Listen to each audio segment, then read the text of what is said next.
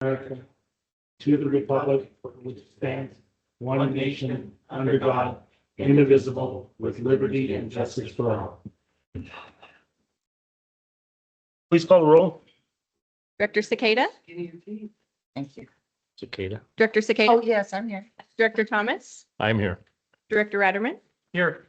Director Underhill, I'm here. President Davidson. I'm here. Item number 2, public comment. This time, members of the public may address the board in any non-agendized item. Public is encouraged to work through staff to place items on the agenda for board consideration. No action can be taken on matters not listed on the agenda.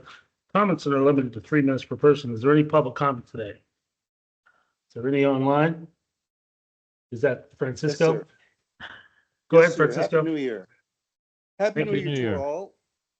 And just a quick question. I don't know that you can answer it, but I don't know what I need to do to formally request a comparison of the revenues and costs being incurred as contrasted to the cost of service study. What do we need to do to get that rolling?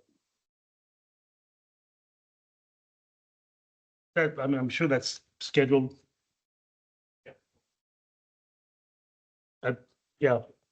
We'll be looking at that coming shortly. We're doing budget for now, right? Michael? We're working on the budget right now, so that'll be part of the discussion. That's right. Okay. Anything further, Francisco? No, just wish you all a happy start to the new year, and we'll see if we can get a little bit more on some of the things that we are still stuck on from last year, among them the metrics, obviously, and some of the losses, as well as the fact that I'm still not getting alerts the way I'm supposed to be via the consumption meter. But we'll take those on one by one. Thank you. All right, thank you. Any other public comment? Okay, seeing none, we'll move on to the consent agenda. The following items are expected to be routine and non-controversial. The items to be acted upon by the board at one time without discussion. Any board member may request that an item be removed. Related discussion. 3A, approval of the minutes for the board meeting of December 11th, 2024. 3B, review of board directors' monthly timesheets for December 24th. 3C, accepting the canvas for statement of results for the November 5th, 2024 election. Move to accept. Motion by Director Underhill, the Second. second by Director Thomas. All those in favor say aye. Aye. Motion carries. Okay, we'll move on to new business. 4A, discussion action of the approval of a sole source contract with HDR relicensing for relicensing activities associated with CCWD's North Fork Stanislaus River Hydro Project. Mr. Meekman. All right, so I'll do a brief introduction of this item. Our external affairs manager, Kelly Gerkensmeyer, is going to give a short presentation. But I also want to introduce, we have Jim Lynch from HDR in the room here today, and his partner, Chuck Bertucci, also from HDR. As the staff, Welcome. as the staff report mentions, as the staff report mentions, Jim goes back a long ways with our project. He was here for the construction of the project and for the early operations, the first 5 years of operations of the project as well. And he's gone on to relicense many projects since then with HDR. We also have online John Devine, who you know, our FERC consultant we've been working with for quite some time now. And I just noticed Randy Bowersox has joined us. Appreciate you being here, Randy. He had a previous commitment this afternoon, but appreciate you joining us online. Welcome all. So this is this feels like kind of a big step for CCWD for me, even though it's not a huge contract necessarily, but it really represents, I think, the next phase of relicensing work for the North Fork project. It's something we've been working on for quite some time now already. And we're at a point, though, in time where we need to ramp up that work effort. And we feel like this scope of work puts us in the position we need to be in to lead a successful relicensing of the project. It's a relatively limited scope for now, at least as far as the grand scheme of relicensing work goes. We hope to complete the tasks in this scope of work in about 6 months.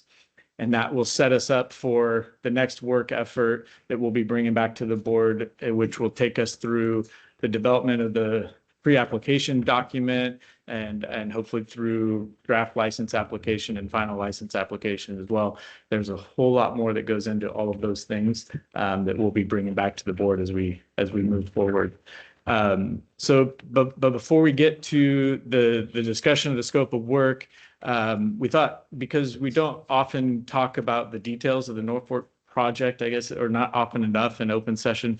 And so Kelly and I talked about sharing a portion of the presentation that we gave to FERC staff in DC a couple months ago. It's kind of a virtual tour of the North Fork project, along with a little bit of a high-level overview of the relicensing process. So why don't you take it from here, Kelly? Good afternoon. Kelly. I'd like to start by sharing something with you guys if I could. I just received this gift a couple of weeks ago, and it's probably one of the best gifts I've ever gotten, especially during the Christmas holiday. It definitely trumped most of the gifts I've gotten. Maybe some of you have seen it, but I'd like to just share it with you. North Fork buckle. Yeah. What is it? Oh, yeah. You gave me that. I had a really hard time accepting that gift. I mean, it did really mean a lot to me, and the gentleman that gave it to me could, I think, feel that. And he said, you obviously really have a lot more love for this project than I do, and probably appreciate this a lot more. So now I just need to find that right piece of leather to put it onto. Another thing is I have one of those and wear it proud. yeah, I do have to admit, I'm a little nervous. I remember that one of the first times I presented anything on the North Fork in front of Steve Felty, I felt the same way, like I was talking to somebody who knew the project far better than I do. And I feel the same way with Jim. The few times that I've gotten to have interactions with him, I could have spoken with him all day long about different components of the project.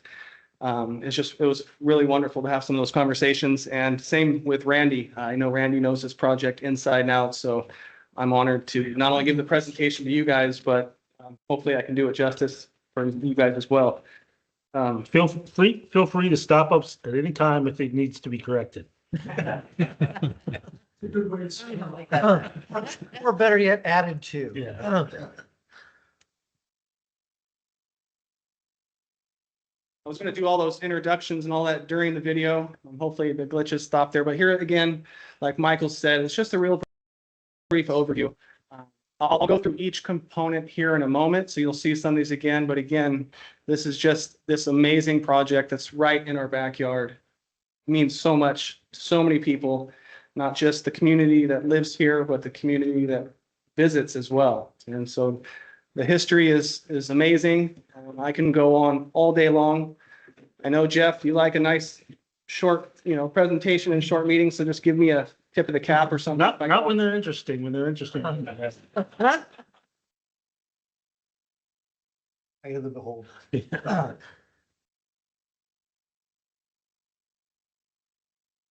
Supposed to be a generator. It didn't pencil out.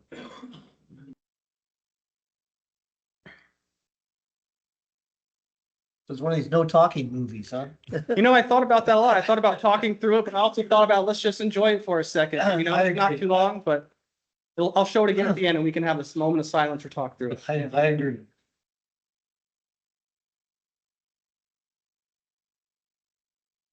So that is it, pretty much, in a nutshell. Again, this project, we talk about we're Calaveras County, but this project spans all three counties of Calaveras, Alpine, and Tuolumne. It does sit nicely in the upper Stanislaus watershed. And as you can see here, this is the pink box is the project 2409. It sits in the North Fork portion of the Stanislaus, and in the Stanislaus, we've got NCPA, we've got Tri-Dam, PG&E, UWPA, Maloney's down below us. But again, the North Fork, the FERC project number 2409 is right there in that pink box. Again, we always talk about this and what it means to the Highway 4 corridor. Of course, it means so much, but this does sit very nicely in that Highway 4 corridor, essentially spanning from, Murphy's all the way up to Bear Valley. I love to look at it from a watershed component. I don't know if that was because I got to work in water resources for a while, but I just love seeing these watersheds and basically, where they all funnel into. I love talking about the watersheds to the kids. their minds are blown. So this is just another illustration of all the facilities and where they sit in the watersheds, and that's North Fork Stanislaus. I was really torn with this one. This is really just a recent history, as you can see, going from 1982. But this project, we've been working on this project for 78 years, as from Calaveras County standpoint, from the first license, from the first water rights that we filed in 47. And in the 50s and 60s, the designing of it, the 70s, continuing that environmental work, and then obviously in the 80s, the construction. So I don't think this history does it any justice. This is very much recent history. And I would love to, at any point, dive into another conversation or another presentation on the history, because it is really, again, we've been working on this for 78 years, the way I see it. Again, like Michael said, this is kind of just a real brief overview of the relicensing timeline. There's a lot that's going to be in between those. But as you can see, 2025, we're really going to start kicking off with some of the community open houses and engagement and the pre-pad meetings. And then in 26, 27 is when we're really going to start firing off the relicensing activities. And again, expiring in 2032. So again, here we're just going to go from the top of the project. This is just a real brief overview. From the very top, North Fork is the North Fork Diversion Dam is the highest part of this project. Sitting at about 6,707 feet. It's not a large storage there. It's 120 acre feet. And this goes into the North Fork Diversion Tunnel. And then, that basically takes all the water from Duck Creek, Silver Creek, and the upper portions of the North Fork. This is where the North Fork diversion comes out into Spicer. And when you go up and visit there, it always says Hobart Creek. And for most of my life, I thought, wow, Hobart Creek is a pretty big creek. But really, Hobart Creek just comes from Summit Lake. It's actually a pretty small creek. But as you can see, the tunnel comes out and feeds into Spicer. It took me a long time to realize that. I remember when we showed this slide, Director Thomas, you asked if that tunnel does indeed go under Union and Utica, and it does go under, I think, 3 legs of Utica Reservoir. Here's kind of a side schematic of it. It's not a huge elevation drop, but it does take, again, all that water from the North Fork, and that's how it gets into Spicer Reservoir. Spicer Reservoir is kind of the heart of this, 189 acre feet, just one of the most beautiful reservoirs in my eyes. If anybody gets a chance to get all the way out on that lake, all the way to the back, it's just absolutely amazing. Where Highland Creek comes in, where Bull Run Creek comes in, it's really worth getting out there. It's a lot of work getting out there. Sometimes that wind is miserable, but it's worth it. If you go at the right time, the wind takes you out. It's usually coming back in. That's the challenge. Well, in the evening, come back in the morning. Right. Again, about 189,000 acre feet is the storage capacity there. 265 foot dam, just in a beautiful location. You have the Dardanelles in the background there.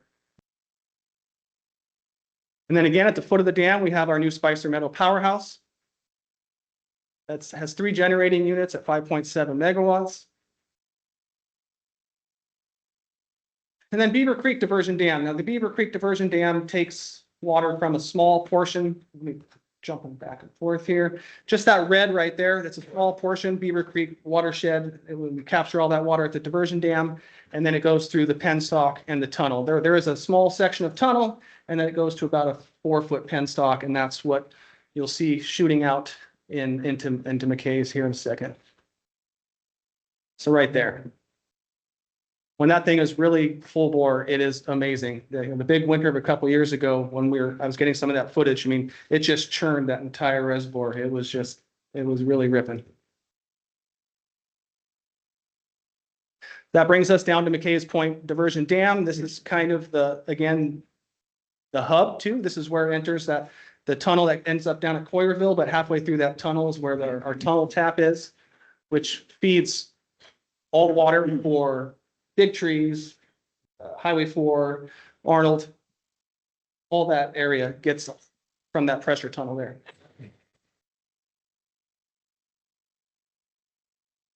There's a side schematic of it. That top portion is an 18-foot diameter tunnel. That section's a little over 7 miles, and then the lower tunnel is about a 12-foot tunnel. Again, the same tunnel boring machine was essentially used for the lower tunnels and then shipped up to the North Fork diversion tunnel, just, they had to, put a smaller, bit on there, basically. And again, that dot, that's that tunnel tap that I was talking about. That's the source water for all the Ebbets Pass, Big Trees, all that area. Now ending down at the Coyerville Powerhouse. 2 generating units, 253 megawatts. And again, here's that schematic again, just a real brief overview of the project from the top to the bottom. Than today. My name is Bree Crowell, and we are working to build a safer energy system that's more reliable and more affordable in the long run for every Californian. Whether it's stronger poles that can withstand extreme weather, undergrounding lines to prevent wildfires, or installing powerful new technologies to spot problems faster. Our PG&E team knows every connection matters, and we take pride in the things we do. That's why we're proud to help build a better future for our hometowns and yours.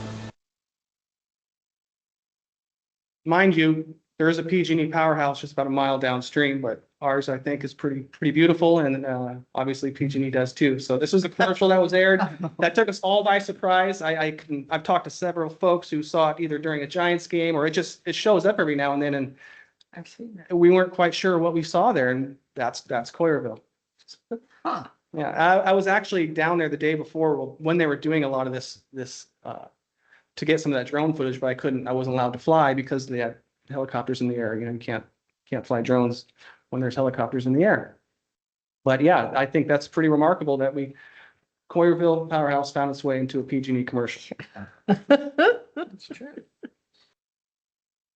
So not just hydro. When I was doing this slide, at first I had that Project 2409 as a crucial supply of consumptive and agricultural water I had, I think, 20,000 people there.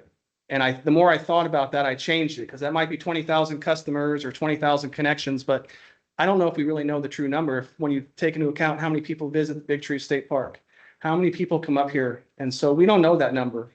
However, Angels Camp, all the way through Big Trees, depends on the water that comes through this project. And I think that's profound. It's not just hydro, it's our community. And all of these folks depend on this water that flows through it. And like I told you earlier, I just love the watersheds. So I'm going to take you really quick. And I think it's remarkable that all that water starts high up at places like Mosquito Lake. As you can see there, you got two lakes there. One goes in the Colony, one comes down the Stand. And I think that's amazing. This picture was taken from a friend of mine and we have current employees that have generational cabins on this lake. And so, it means a lot to them. Every time we drive by this lake, it's just beautiful. I love it every time I drive by. I always wish I had one of those cabins. It's amazing. And then on the other side, on Highland Creek, it starts at Highland Lakes. Same remarkable thing here is that those two lakes up there, one comes down the Stand, one goes down the Moke. And I think that's really cool. And again, just to think that somebody in Angels Camp can be getting their water from Highland Lakes or Mosquito Lakes is just remarkable. Well, on the other side, people in the Bay Area from East Bay Mud are getting their water from the same lakes as well. Right. So And that's amazing. That is amazing. So this is the same video we saw at the beginning. You can enjoy it without talking. We can talk through it. I can answer questions, or again, I could talk about this project all day long. I'm supposed to keep this short and sweet. So Does the board have any questions? This is your drone work? yes, Good job. thank you. Very nice. I just, we have employees at CCWD, we have employees varying experience level, and how we care about CCWD is a big issue when you're performing your job. And I have to commend Kelly for the love, and I'm calling it love, that he has for CCWD. Kelly's been here since he was a baby. Yeah. And I think you still are, kind of. But I really, this is an example of the quality of Kelly's work, the intense, energy that he puts into learning his job, or has learned his job over the years. And this is a product, because we've seen Kelly at whenever you did that for, what was that other presentation? It was all the water agencies, or here at Nate's Which one? At son. this point, I've lost track of how many. Yeah, I think that was the first time I saw this. But Kelly, I'm just really proud of you. Oh, thank you. I appreciate that. Your pride and your work really. Yeah, yeah. Yeah, and this was really only probably half of the full presentation that we gave to Right. FERC officials, and yeah, Kelly did a phenomenal job on it. And so, yeah, but we wanted to kind of introduce this item by giving that tour of the Norfolk project, to put it into context, and really, there'll be more. I think Kelly and I have talked a lot about the public outreach that we're going to be doing in the coming months. And part of the story being, the benefit to CCWD, not just the facilities and the recreational facilities that exist out there from the project and the water supply, but the revenue that has enabled us to invest in our communities, in the water and wastewater systems all throughout the county. I think it's one of the things we've reflected on over these last, I don't know, since we've been diving into this, is just that I don't think it's a stretch to say that Calaveras County would not look like it does today without this project. It's hard to really put a fine point on exactly how much it's meant to the county, but And you're telling the story, and that's the important element here. yeah, and that's going to be a huge, we're really embarking on a massive work effort, and it's going to include a lot of community outreach, meetings with other interested parties, regulatory agencies, and I think it's crucial for us to be able to tell the story. And that was one of the points we wanted to make sure to impress upon FERC officials, was just how,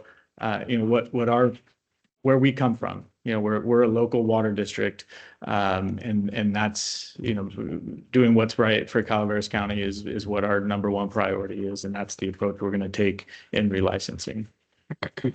So yeah, with that, diving in, if there's any questions about the scope of work that was included in the agenda packet, this is something that we started working on with John Devine, who's on the line, who has a tremendous amount of experience. And so taking all of his experience into what the highest priority early license actions are, and then working with the HDR team to refine that into a scope of work that will set the stage for the next steps that follow.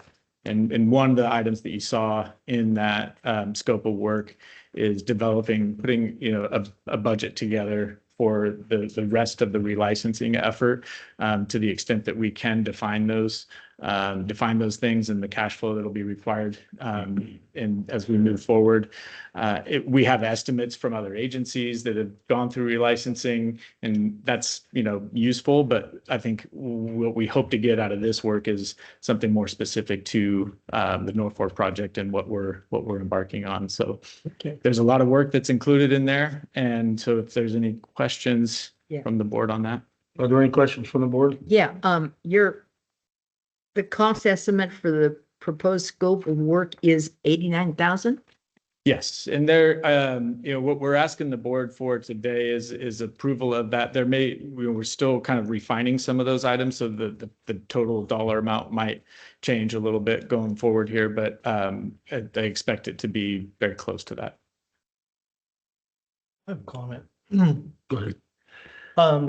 Yeah, I joined this board in 2011 and was asked shortly thereafter by the local paper, The Enterprise, about what's the most important thing going on at CCWD. And I knew back then and answered back then that the North Fork project is by far our most important project, our most important asset to the district, to the county.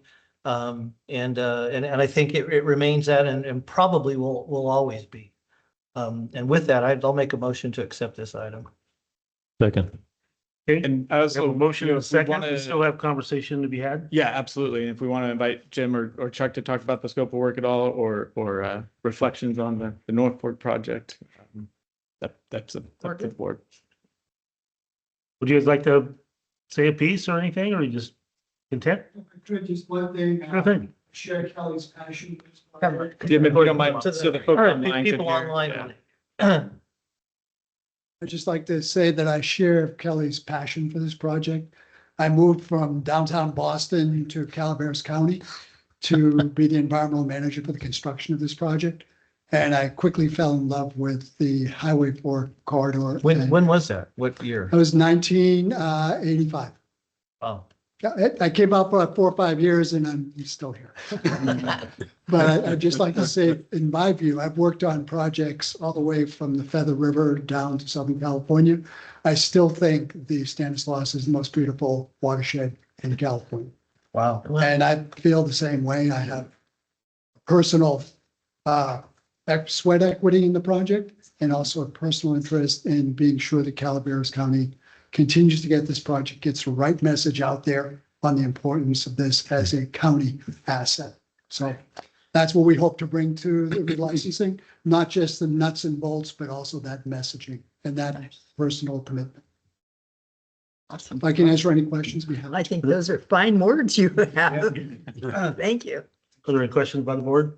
No, good. I'm just wondering how we were lucky enough to be here at this moment. So we're taking advantage of his expertise and it's really quite remarkable. Thank you very much. Thank you.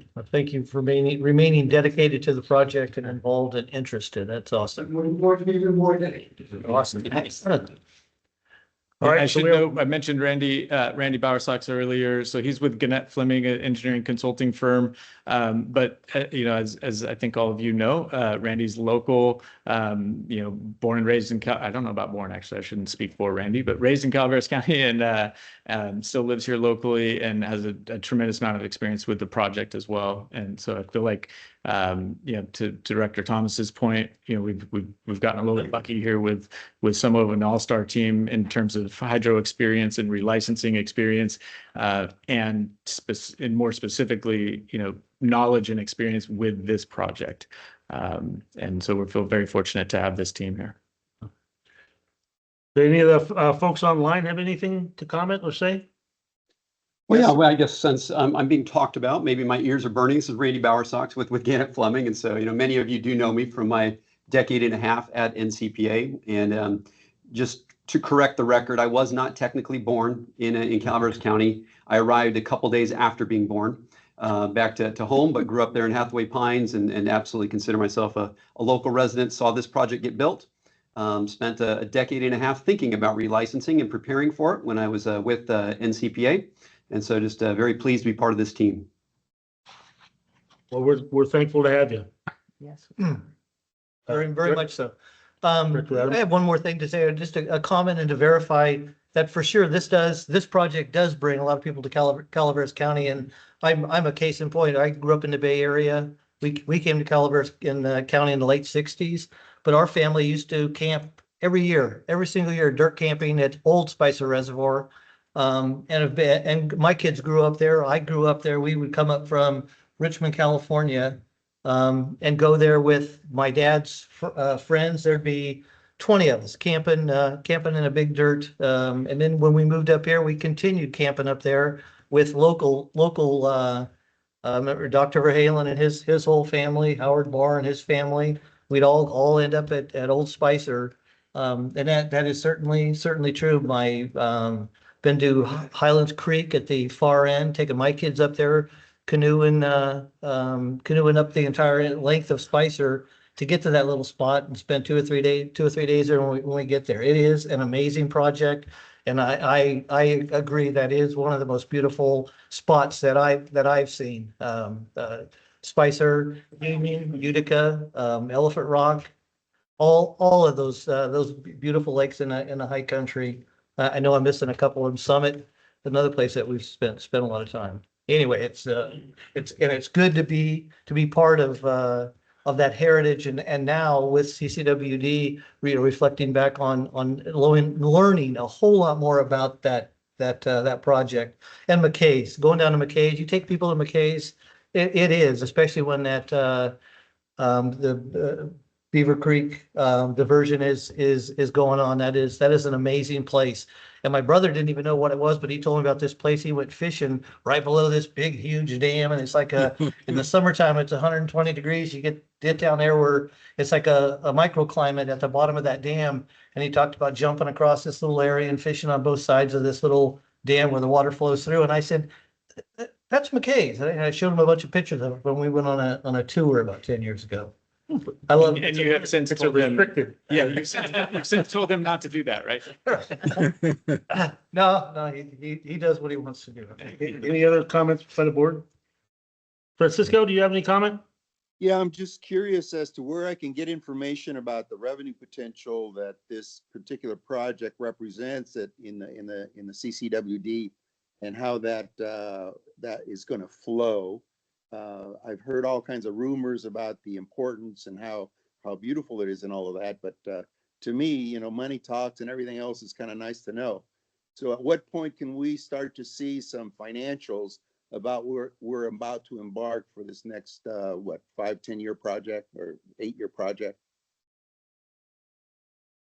But Michael, we can share with you the revenue that the district gets from the project right now, and a lot of the revenue the will actually show up in yeah. So we can share that information with you. We don't the license, the arrangement that we have in terms of the allocation of power will change at the end of this license term in 2032. And so, looking out beyond that is pretty speculative at this point.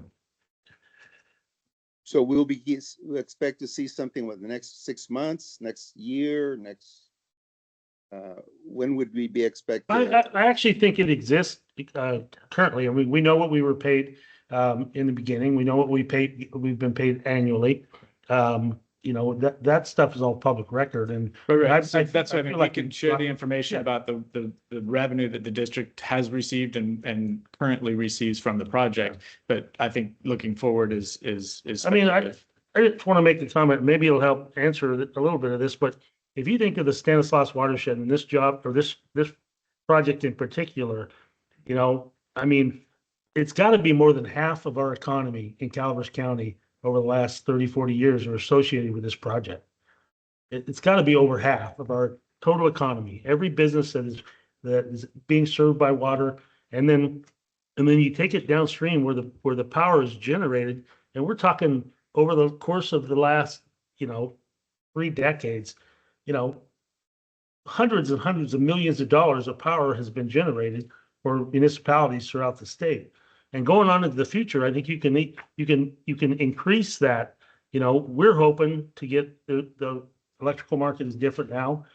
We're hoping to get, a reasonable part of that as the license, as a project owner.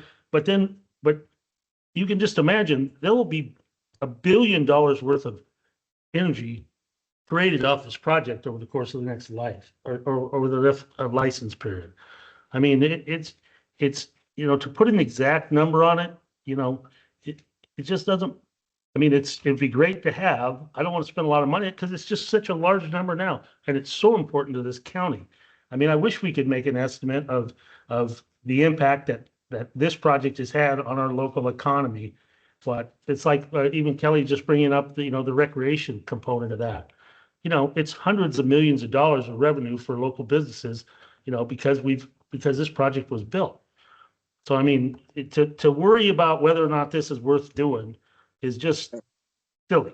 That's not my focus at all. I know it's definitely worth doing. It'd be a shame to just take all of that investment and throw it aside. What I'm concerned about is where that revenue can go to help ease some of the pressure on the ratepayers that are currently, I hear a lot of folks ready to move out. So what I'm interested in is the ratepayers of that revenue stream, how much of it is going to be redirected to fund some of the capital improvement projects that we have on the hook right now for what, $110, $115 million. That's not a lot over the 5 years. Right. Well, Francisco, I think what we can do, and I think we have done, and it's been in many of our committees, is we have, Kelly has shown the projects that we have funded over the years with the North Fork monies. Right. So we can absolutely share that information, and we'll continue to do that, but we're not going to have in the near future, revenue projections and the distribution of that revenue for the next license term, which doesn't start until 2032. We're not going to have that information to share anytime soon. Right. But no, I do think it's important that we, and I believe we've had this in some of our committee meetings already. Absolutely. The information exists, and I mean, maybe we just missed a meeting or something, but it's out there what we've already funded, and I think you can assume that we'll do at least that with a different amount of money, the same percentage or better. Now, we will be funding capital improvement projects with the revenue from this project. My suggestion is you make that as frequently apparent and transparent as you possibly can, so you continue to develop the kind of support you want to have out in the community, is my point. All right, Thanks. well, thank you. Okay, anything further? I think Rebecca was. Oh, I'm sorry. It's good to see you. Good to see you. Jessica Jessica. Self, General Manager for Union Public Utility District. Jessica, what? Self. I haven't changed anything yet.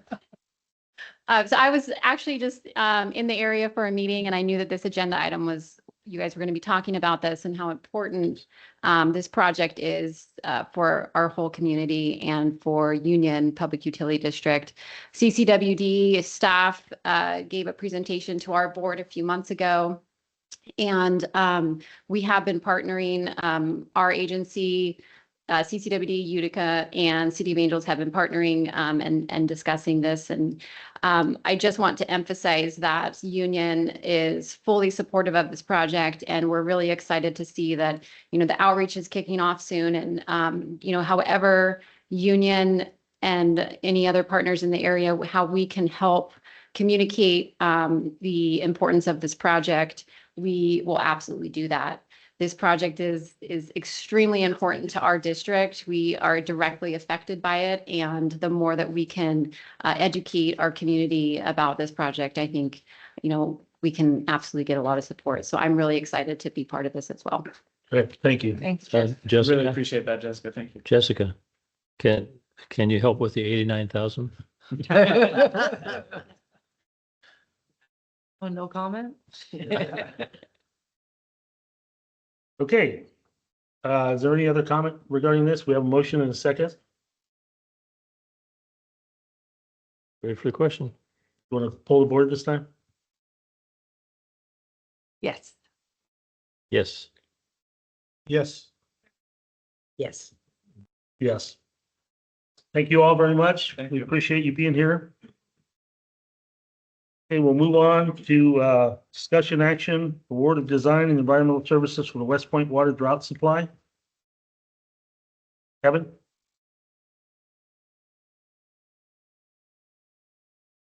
Hey, Kevin. Thank you all. Thank you for including Thanks the for word coming. Bummerville Lake in your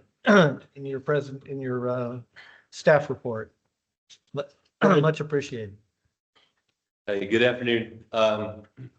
Like the introduction said, this is the Cal OES hazard mitigation grant that the district just recently received for the West Point water supply project. So kind of a little bit of background on this project. Bear Creek Supplies originates the tributary of the Middle Fork of the Matawammy River.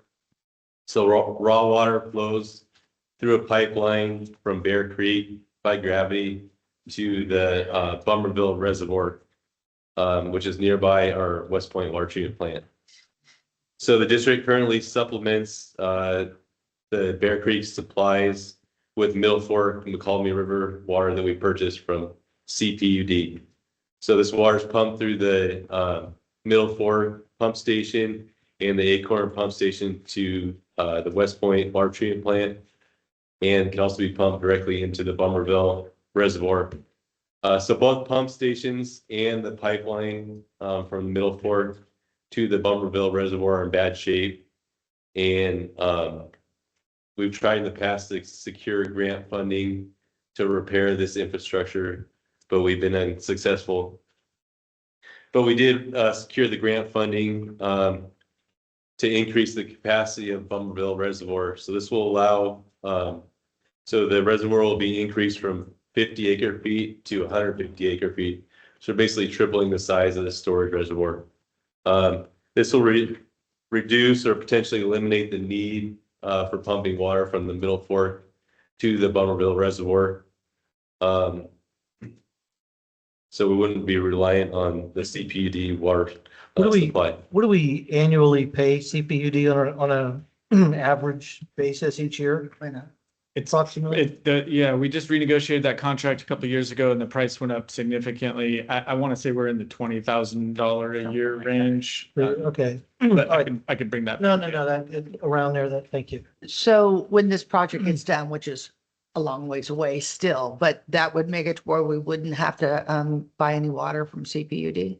Yeah, that's correct. So we should have enough water supplied. It varies by season. Some seasons we don't buy hardly any water from CPUD, and then, but yeah, we're allowed to divert, I think, 4 CFS from Bear Creek diversion. And then we're allowed to store up to 150 acre feet. So this would maximize the storage that we have in our water rights. I think it would probably still, we can reevaluate going forward. But I think it's probably still in our interest to maintain that contractual relationship and the Middle Fork Pump Station.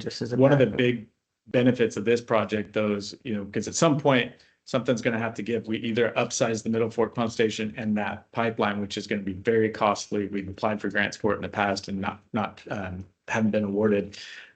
So even if we maintain the Middle Fork access and that contractual relationship with CPUD, this would help us, avoid having to upsize that infrastructure, and avoid the cost of upsizing that infrastructure. So it's a big. If we were to upsize that, you say very costly, this project is 7.8 million. And if we're only using it to save $20,000 payment to CPUD, that doesn't seem likely, or doesn't seem like a good fit. But what is the approximate size of that, or the approximate value of upsizing that pipe?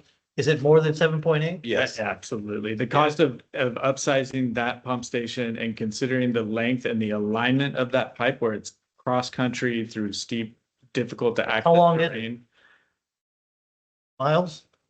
Couple miles, probably. Yeah. I mean, that pipeline, if we had to upsize that pipeline on CCWD's dime, it could easily be a $15 million project. Thank you. I'm totally speculating there, but it's going to be a difficult project. The community it serves, does it, in normal years, does it have enough money? Would this increasing the size make it have enough water for the community it serves? Yeah, normal years, it would be enough normal. water to supply it's just the Bear Creek flows can be low sometimes, so you just have to, this would allow you to take advantage of all the flows that you can possibly get out of Bear Creek during the wet season.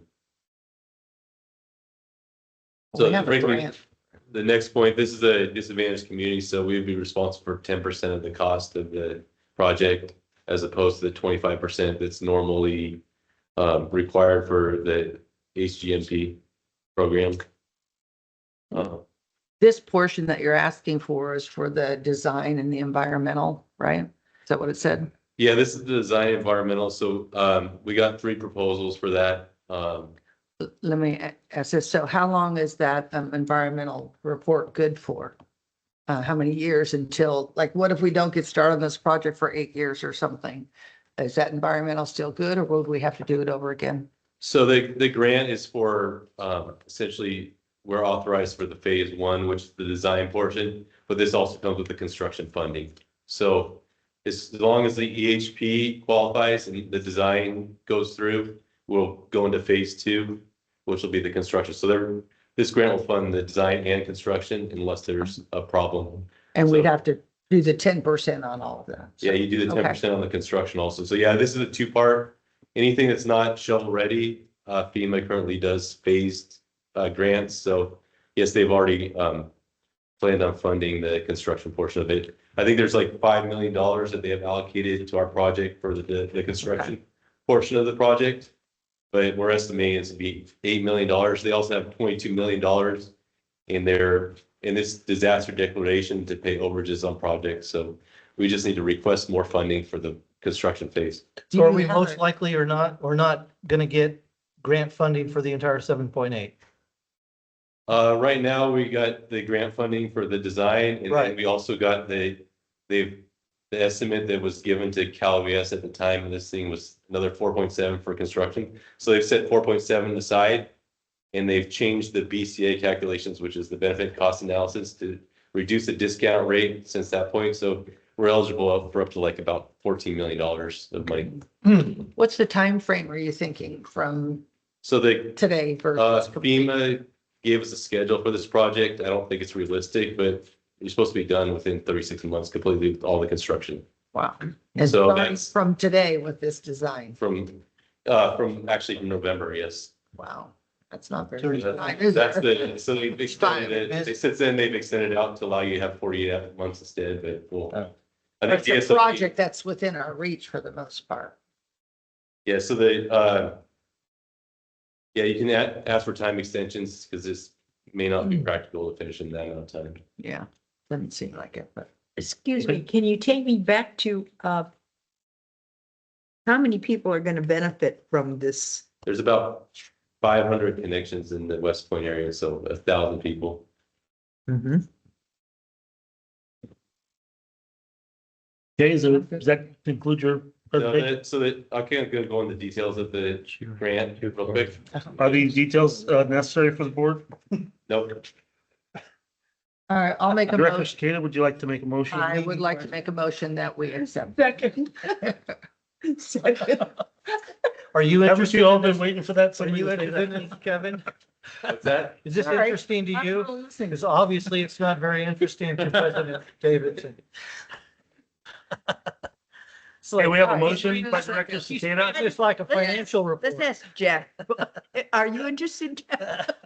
Yeah, if anybody has any other additional questions. Yeah, I'm interested in how the grant works with this.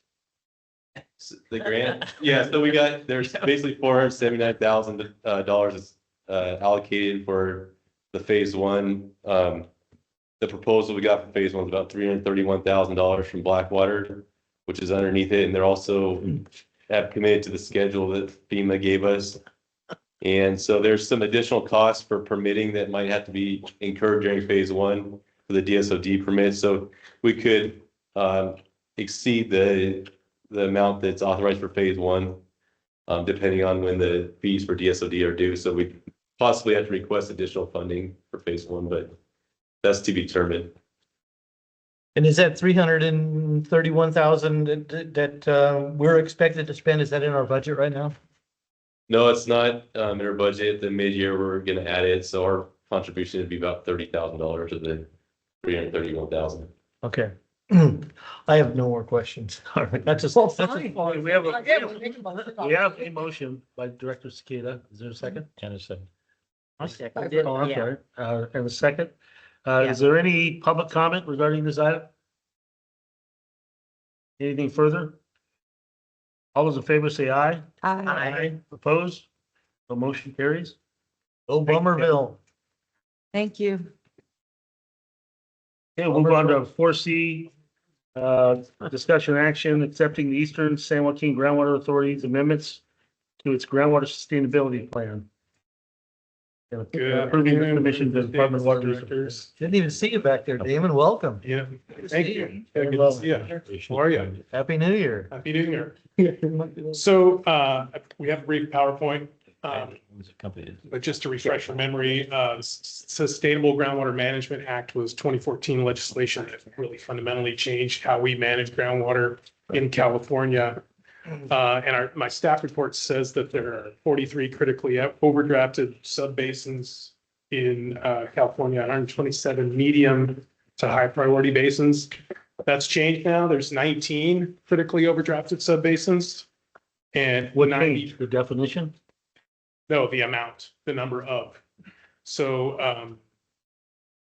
Other more basins became further overdrafted less, yeah, during. there's less. So there's Less. there's been work that's, so if you can imagine in 2014, this legislation was implemented, and by 2020, So it's working. right, Groundwater. yeah, exactly. Wow, okay. How about this? While you're getting that going, I want to say something about the Groundwater Sustainability Act. I was at a WACA conference and an attorney giving a presentation in 2014. And he talked about in 1914, how we started in California monitoring surface water. And here we are a full 100 years later. Other states have been monitoring groundwater for years. but California started monitoring groundwater 100 years later in 2014.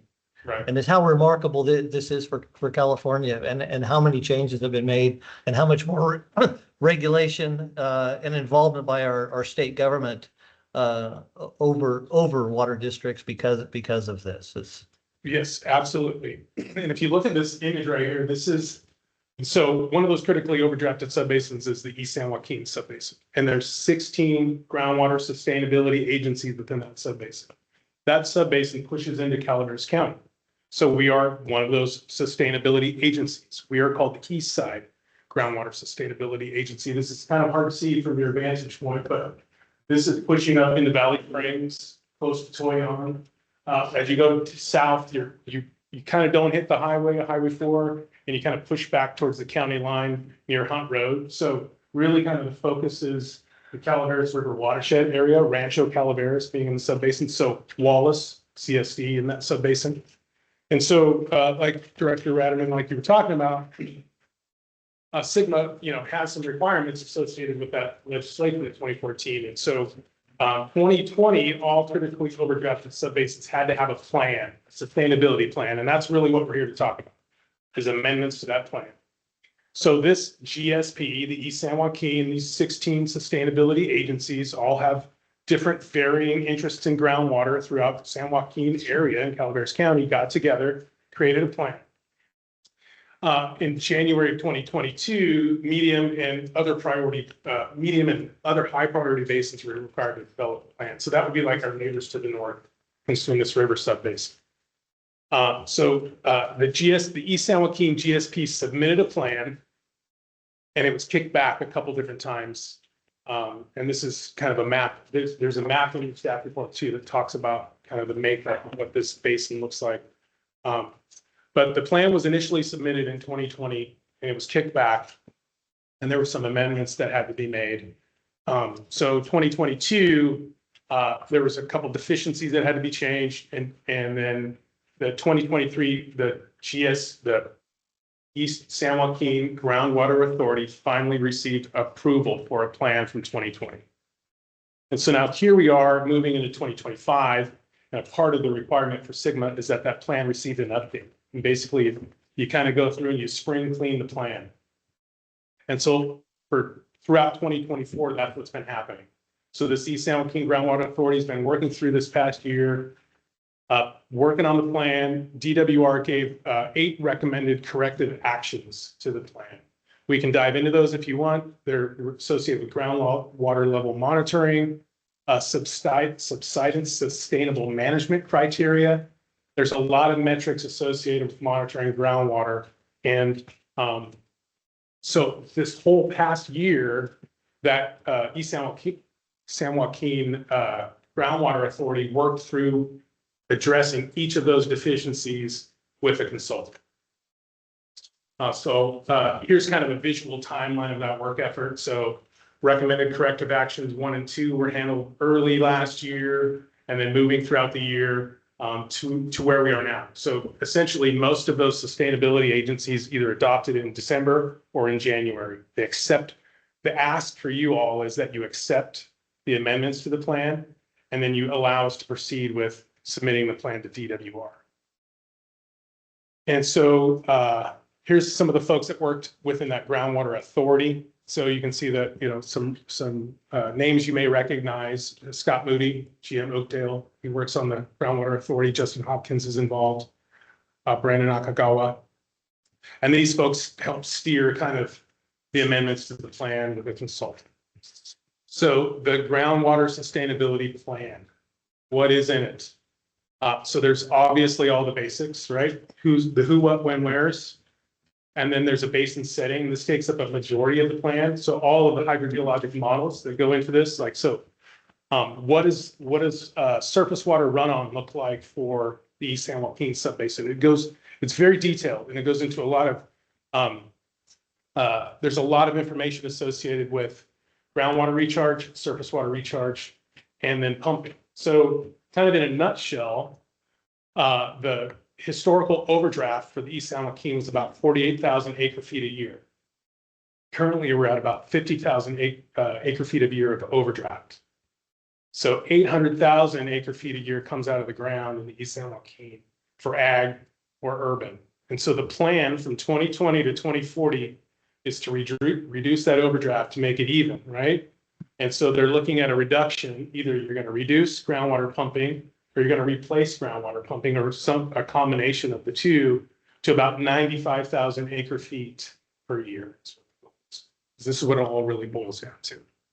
And so there's projects associated with that. CCWD has a couple projects in what's called Category B. Category B would be projects that are out past 5-year horizon line, and they don't really have. It's kind of more conceptual than fundamental. They don't have really kind of the kind of all of the nuts and bolts established as of yet. So we have a plan associated with a Calaveras River water supply, and also a conjunctive use project plan for Wallace, taking surface water from the north, I guess it would be the North Fork of the Moke, and substituting to groundwater. But we don't have any water transfers. We have nothing on the Stanislaus that would actually, I mean, that's has always seemed to me to be the logical project. Well, it's kind of, I mean, other than, you know, the difficulty of it, I mean, it makes the most sense that we take our surface water that we have surplus and replace the groundwater. Store it in Maloney's.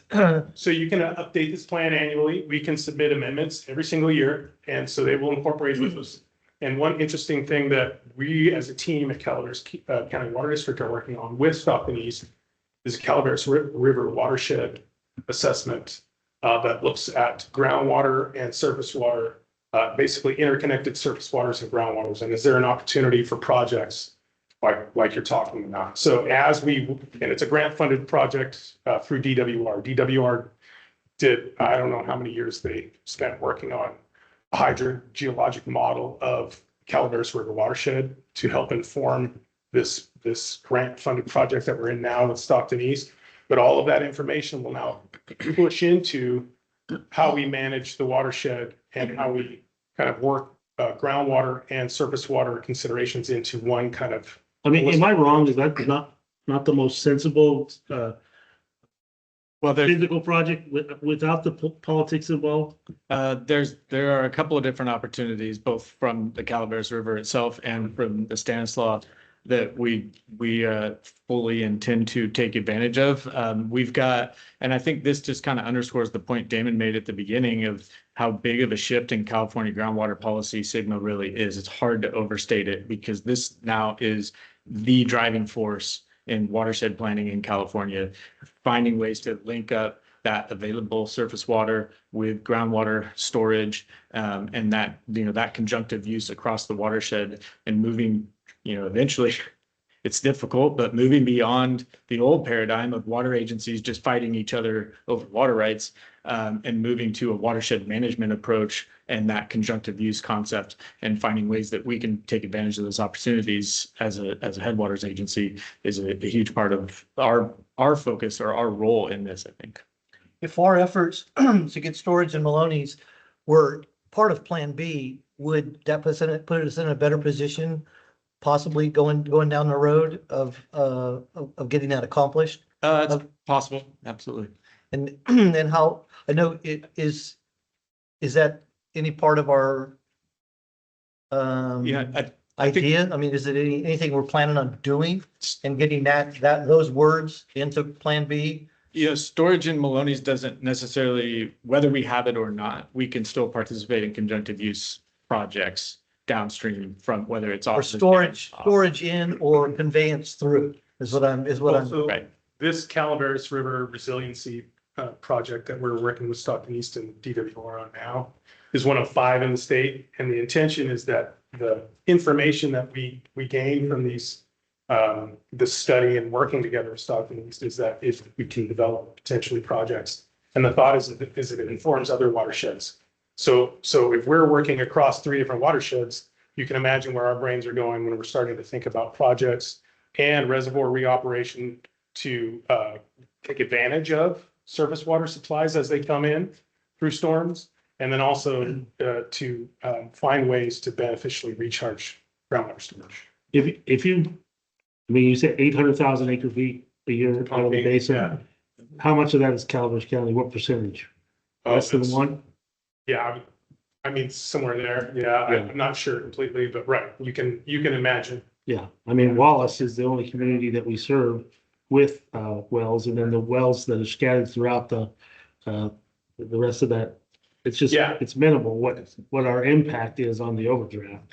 You know, Well- we're definitely not causing the overdraft, but I feel like we have opportunities to be more of a solution. Absolutely. And so so Michael there was a letter draft Michael drafted, and we sent in comments on this plan amendment. And some of those points that you just bring up are points that he made in that letter. And really, it's about the fact that we are your recharge area. We have 9 wells that are called background wells, and that was a question we wanted to better understand why they were not included as basically monitoring wells. They're background wells. And so they gave us some information about that. The monitoring wells are really where the critical pumping is. And so we need to look at subsidence and overdraft. And our recharge area, which we affirmed in this letter, helps to provide a baseline of what water supply, groundwater supply would look like for the rest of the basin. And it also helps inform that recharge. And so when you start to think about projects and how you're going to, how you can push water through the basin, our area is a very critical component of that. And how we manage groundwater supply or surface water is a really critical component of that. Well, I just always hoped that, again, we got a 31,000 acre foot reservation on the Calaveras. We're using 4. And, we want to put that to beneficial use. We have to use it in the county. And it just seems like, it's a perfect scenario to be trying to help. And the opposition to it, I mean, I get it because they're using water, but if they get stricter on making them comply with these regulations, maybe they'll one day just say, okay, that is part of the solution. We'll use your surface water, for the base, or swap it for their groundwater. I mean, There's a lot there, and there's a lot of opportunity for us to develop additional projects as we push into this year. And we can incorporate those in this plan. Yeah. Absolutely. Damon, I've got Yeah. a question for you. We're focusing our recharge opportunities, focusing it on the rivers. But since I've lived up here for 3 decades now, we've got Little John Creek and Rock Creek that sometimes in storm events for a week, they'll run like the Mississippi River. They're just going out of its banks and stuff. So have we ever taken a close look at with like a flow, those little propellers you put in the water to see, quantify how much water is going down there? Because there's no storage. It just flows out. Right. Little John Creek meanders and eventually gets down to the shipping area in Stockton. There's no beneficial use for that those storm events at all. I mean, it could be hundreds of acre feet, maybe thousands. there was a proposed reservoir down there, Duck Creek. Duck Creek? Was that? Yeah. Yeah. Yeah, so the plan actually contemplates surface water basically flow through the East San Joaquin subbasin. So the plan looks at how much water flows through the basin year over year. There's a historic estimate, and then what amount continues to flow through. So some of that work that you're bringing up was definitely done associated with this groundwater sustainability plan. It looks at surface water, it looks at precipitation, it also looks at groundwater, and it also provides kind of I wouldn't say estimates. I was what I would call them of what flows from another subbasin into the East San Joaquin subbasin and what kind of flows you can see historically.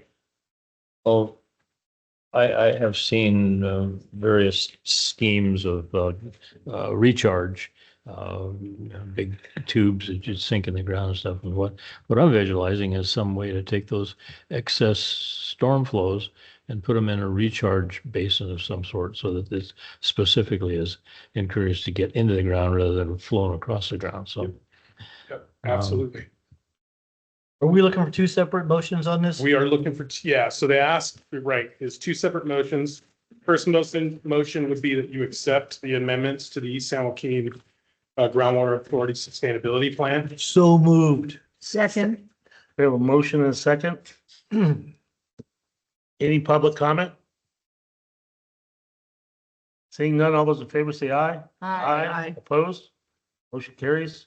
I also move to approve the submittal of the first periodic evaluation of the groundwater sustainability plan to the Department of Water Resources. Second. We have a motion and a second. Is there any public comment? Seeing none, all those in favor say aye. Aye. Opposed? Okay. Thank you, guys. Appreciate it. Thank you. Damon, before you step away, the term subsidence had been mentioned a couple of times here. Is there any evidence in our portion that we've experienced any subsidence? There's been discussion that there might be some preliminary indications of subsidence in Stanislaus County, but nothing in this area now. And if it is, it's very minimal. Right. Yeah, that's a huge issue, as you know, in other parts of the state, and that's why it's a focus within Sigma, but not so much up here. Yep. No, Sigma throughout the state is an interesting story on what's going on down in the Central Valley, in the southern Central Valley, on their fight with the Department of Water Resources and plans that aren't being accepted and lawsuits to resolve them. This is a minor issue here in Calaveras County, but it's big across the state. All right, we're going to take a 5-minute recess.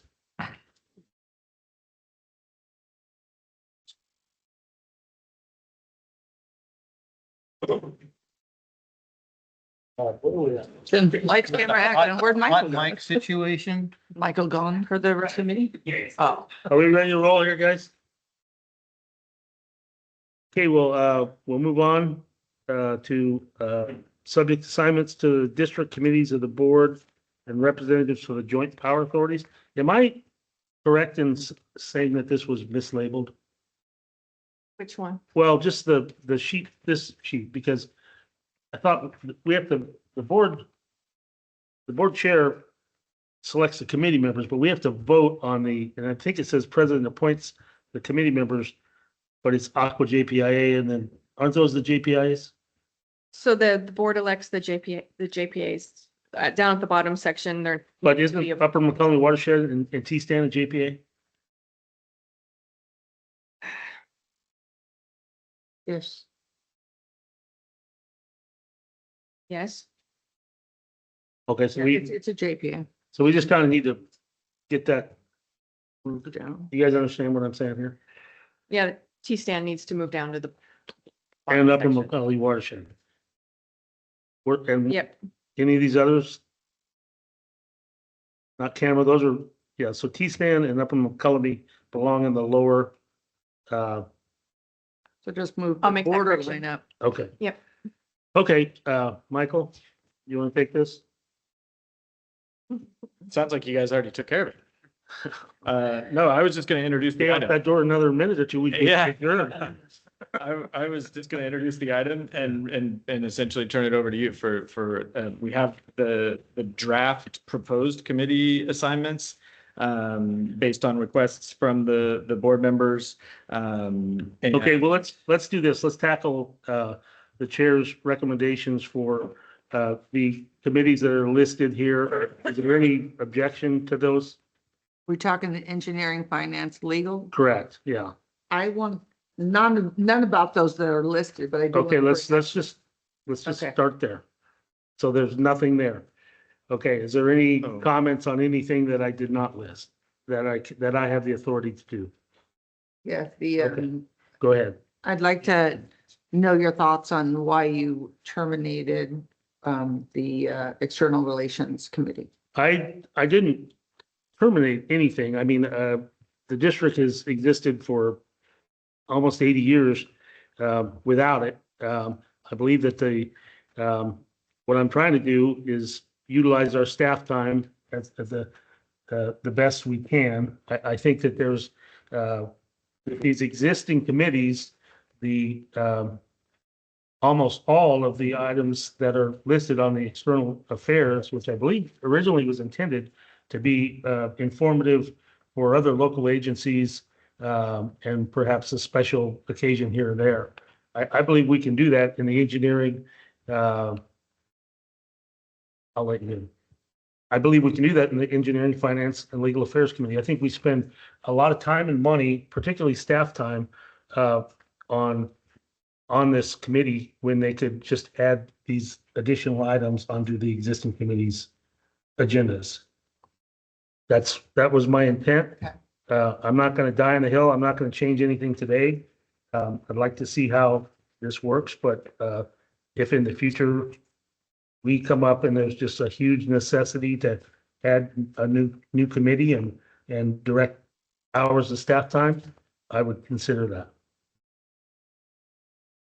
Well, I think some of the committees can take up some of these items. But which committee do you think, when we're looking at, well, let's say improve the communications, seeking to understand customer point of view. Do we just do that in an open meeting here? And make that like a kind of a standing item kind of thing we talk about? Well, yeah, I mean, I think the board, what it was created for. The other thing is, it's this board, it's better if we take things on as a board. Some of these things, it's better just to have the entire board take a look at it as opposed to having a committee. Because I gotta tell you, I couldn't tell you what was taken, what was brought to the External Affairs Committee that was brought back to the board. External relations, or whatever that is. But I think that item in particular, we focused in the customer service report, in which we moved from the External Relations Committee to the full board. So when Kelly Richards gives the customer service report, that now goes to the full board, so that discussion will be in front of the board on a regular basis. Moving like a customer relations to like our second meeting of the month and really taking some time to discuss any offers that come out. I think that would be okay.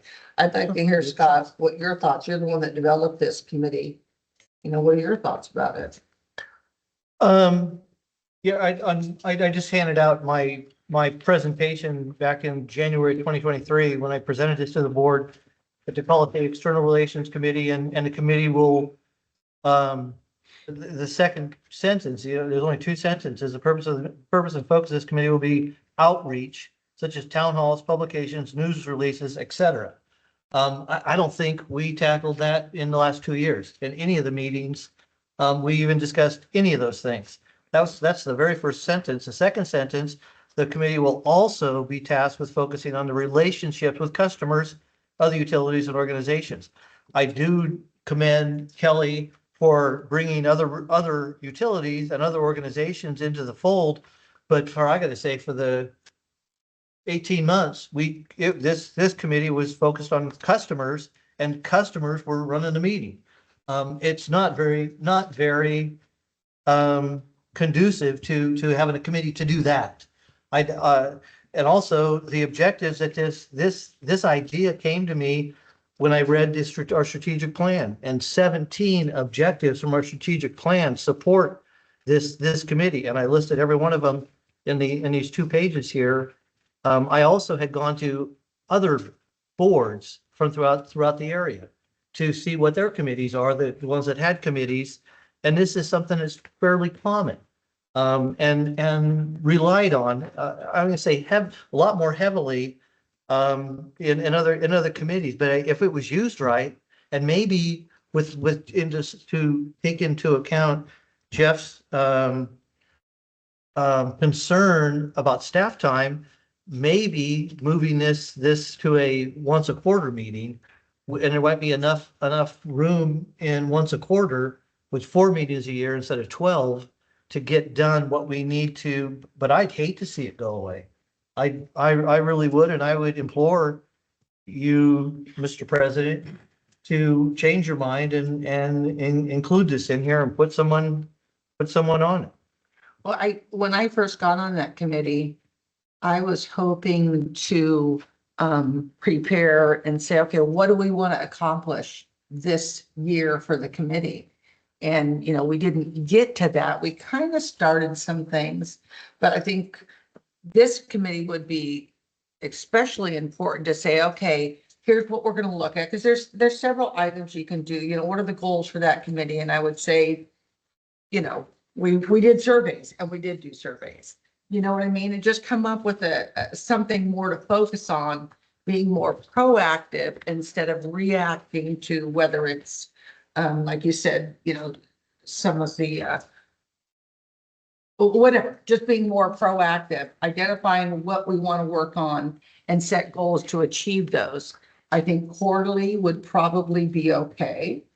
And if we focus on the first sentence, town halls, publications, news releases, and not just when there's something huge going on that because there's wins that we have and we hear about them all the time, but we're not having put together a publication, and maybe that's not, but a news release are fairly easy to do. Town halls, they should be routine and periodic. But a committee of two can't direct staff to do any of this stuff. No, not direct staff to do anything. Bring request items be brought to this committee, and then like any other committee, then they go to the full board for the idea. Why not just go to the full board? Want to do that in every other committee too. There's also in my look around, there's also districts who do not have committee meetings. Everything goes to the full board, which makes for a lot longer board meetings. If that's your one. You don't mind then. Well, I mean, why have any committee? Listen, you know what? That theory. You guys can joke about how I want these guys to be back in the office all you want, but that is what I want. I mean, I do want, I'm looking down this list and I have to tell you, I haven't seen it in a long time, but develop a communication plan. I mean, engage in partnerships that best utilize the district assets. That seems like a finance committee item to me. I mean, although the objectives work in a lot of committees, most of these objectives would be support any of our committees, but they certainly support this one. Mhm. These 17 different objectives, I don't know how many objectives there are in our entire strategic plan, but to have 17 of them that support doing, outreach, customer communication, other organizations, relationships. That is something that we really focused on in our strategic plan are those things. And so to have a committee that focuses and makes recommendations for those things to do. Is it time for a town hall? And no, not just when we have, ratepayers don't need to hear or shouldn't only hear from us when we're doing a rate increase. And then when there's a bunch of good things going on, is a good time to have. Okay, I mean, I get that point, but I feel like a lot of those things that you just said is the general manager's job. I mean, truthfully, our general manager should be setting these, he should be going out to these other agencies. He should be going out to these, like the ABA, the Valley Springs ABA or the Ebbets Pass. I mean, I feel it's up for this entire board to direct him. If a board member wants to have a public meeting, all you have to do is bring it to his attention, put it on here, and the board can vote on it. I just think I'll go through this list. I'm not going to change my mind today. Maybe the quarterly thing makes sense. I just want to relieve the staff time and perhaps I'm leaning to I could lean to the quarterly thing. I want our staff to be inside that building. A lot of these things the board can make the decision on. I haven't seen anything on that agenda that the board couldn't do or a committee couldn't do. I'd like to go ahead, Scott. If I did want a point of order here, maybe a question to our legal staff, how Robert's Rules of Order work when the board on committees that we're looking at, and fine, I can read our agenda item and staff's report on our agenda item that the president is to appoint these, but is that the only way of creating a committee? If the majority of the board wants this committee to take place and one member of the board doesn't want it to take place, I mean, if someone were to make a motion during this agenda item and we're discussing it and we get a second and we vote on it, doesn't that also create a committee? So per your policy, the president has the authority to create or terminate committees. Board can, the majority vote per your policy, which is actually in the agenda item, override that if you want. However, it has to be properly agendized, and I don't think it's agendized today for you to do that because there's nothing on here. So you have to have it on the agenda as that is going to be a particular. Is that precise? That's it's your policy. 4060.30. Yes. Or appointment of a committee. I don't know that that's even necessary. I mean, I'm not gonna die on this hill. I would probably go with a quarterly committee. I just think it's worth a chance to see. I mean, what do you think is gonna slip through? If we didn't have committees at all? No, if we didn't have this committee. If we didn't have committees at all? Because nothing if you remember, I mean, you actually by yourself authorized this. And I had support from the majority of the board when I did it. And I wasn't trying to get rid of it. I was trying to, and the board also voted on and staff created our strategic plan. So it kind of went with the flow. What you're doing, it doesn't really go with anyone's flow, but I just don't think we're gonna leave anything behind. I mean, it's maybe simply not. a matter of our staff utilizing their staff better. Can I interject a little bit? I used to have the gavel, but You can have it back. yeah, now I can have it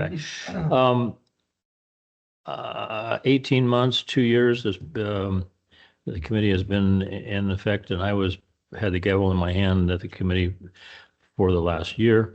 And I have to take some blame for the fact that it kind of occasionally devolved into non-productive activities, and it was a distraction to staff.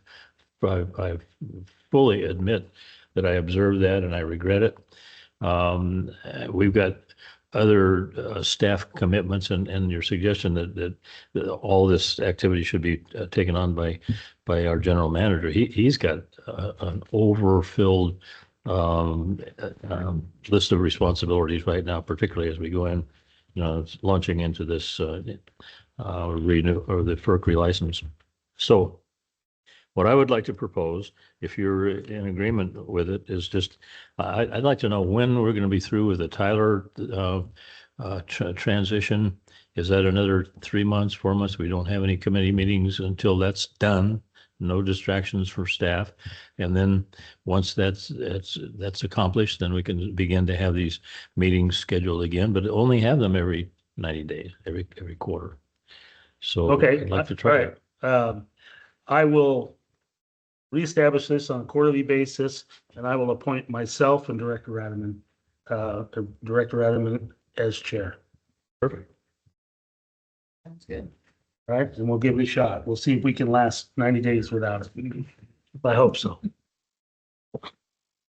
But even if the Tyler thing isn't complete, you'd schedule a meeting of this. And am I overstating the importance of not distracting We anybody? can bounce it if staff's too busy and we hear from that. You are not overstating the importance of that. Tyler we're still included in my update, still deep in it. I'm not going to chime in on this debate at all. I do agree that some of this is definitely in staff's responsibility. And I do think, there has been some distraction, but there's also been some success that has come out of it already. The reports that the customer service report and the external affairs manager report, I think became the most productive parts of that committee. And we felt like they were so valuable and so important that we elevated those to the full board. So now those are going to be regular reports to the full board to make sure that we are addressing all of those issues that you've discussed and prioritizing it appropriately, considering how big of a part of the strategic plan it was. We felt like the full board was the right place for those reports to be. That is, I think, there's some benefit that came from the External Relations Committee. And can we capture that and can maintain that focus on those issues in the other committees and in front of the full board, yeah, I think we can. But if we want to, reconstitute that committee, I look forward to meeting with the directors and figuring out what the best way to do that is in the next year. One other thing, I'd like to be considered for the alternate on Oh, those. yeah, sorry, absolutely. All right, so we're in agreement that we're gonna establish that in a time after the, Tyler changeover. Implementation. Yeah, okay. All right, so we agree on all those. And the meetings would occur only quarterly. Yeah, Yeah, after. well, quarterly or as needed. Okay, I mean, all right, all right. but I think I want the change that we've made already to stay. I want those full reports to the board. I don't want those to be on this committee. I agree. Yeah. Okay. All right. So, President appoints, these committee members for Aquas, CCWD Public Financing Authorities, all board members, Amador McCollum, Authority, Director Radaman, Cicada, Minkler, CPPA, Mr. Minkler and Damon, Eastern San Joaquin Groundwater Authorities, Director Thomas. Is there no alternate for that staff or anything? Is there a recommendation? Actually, right now, Director Thomas is the alternate, Supervisor Tofinelli is the primary. Oh, I got you. Okay. All right. And then so now the T-stand and the Upper McCullough Rivershed and the. So actually, this is a bit confusing. We should reformat this a little bit. So those are all joint powers Right. authority See, membership Park that and require. Rec Committee is Director Thomas. And there's no alternate this year? If you want to be the alternate, you absolutely can be. Yes, please. You got that note For which one? for Park? Parks and Oh, Recreation. Okay, now, Mountain County is all board members. Okay, now T-stand. That's not a JPA. It is a. Yeah, it Or is. the upper one is though, right? Yeah, we have we have two different, Okay. yeah, so the JPA is in the one that the board has to. And then the Eastern San Joaquin, so we really only have to vote on the Tuolumne, Stanislaus Integrated and the Upper McCullough Watershed. Is that correct? As a board, because they're JPAs. It looks like it. Yeah. It's actually all of the ones, although I don't think Aqua JPIA requires board election, but all of the other ones are either joint powers authorities or the CPPA Public Finance Authority. We don't have to vote on that. Okay, it's just they're a little bit out of order. Camera, CPPA, the Groundwater Authority, T-Stand, the JPA, and UMRA. Okay, go over the We list. need a motion to vote on it? Yeah, we actually have to vote. The board has to vote on these Right. JPAs. Yeah, I'll make a motion that we accept the slate as provided and discussed Of the JPAs. I'll second. of the JPAs. Of whatever else we need to do. Of the whether we call them JPAs or not, whatever, Okay. whatever we need a motion and a second for as listed on this sheet and discussed with further revisions. Okay, That's my motion. all right. Can you restate Before we your, vote on that, I can't think that. okay, hang on a second. Before we vote on that, we have a motion and a second. I'm gonna open up to public comment, but I assume Francisco wants to talk about the standing committees. Go ahead, Francisco. Yes, sir. I'm looking at the External Affairs Committee specifically because that was officially given the only route for us to provide input into the board. You relegated us to attend those meetings and provide our input in there. And I'm sort of not just confused, but a little curious as to what specific distractions and use of staff that you're alluding to as being detrimental to the operation of the organization. I'd like that explained because at least two of you made comments that you felt that whatever was done was a distraction and a waste of staff time. I've yet to see any staff do anything in this meeting. I've yet to see any staff do anything in the committee meetings that I attended. They were there. They rarely spoke. So if they were attending, I I'd agree Well, with you. just curious, Francisco, who ran the meeting? What do you mean who ran the meetings? Who set the agenda? Who wrote the agenda?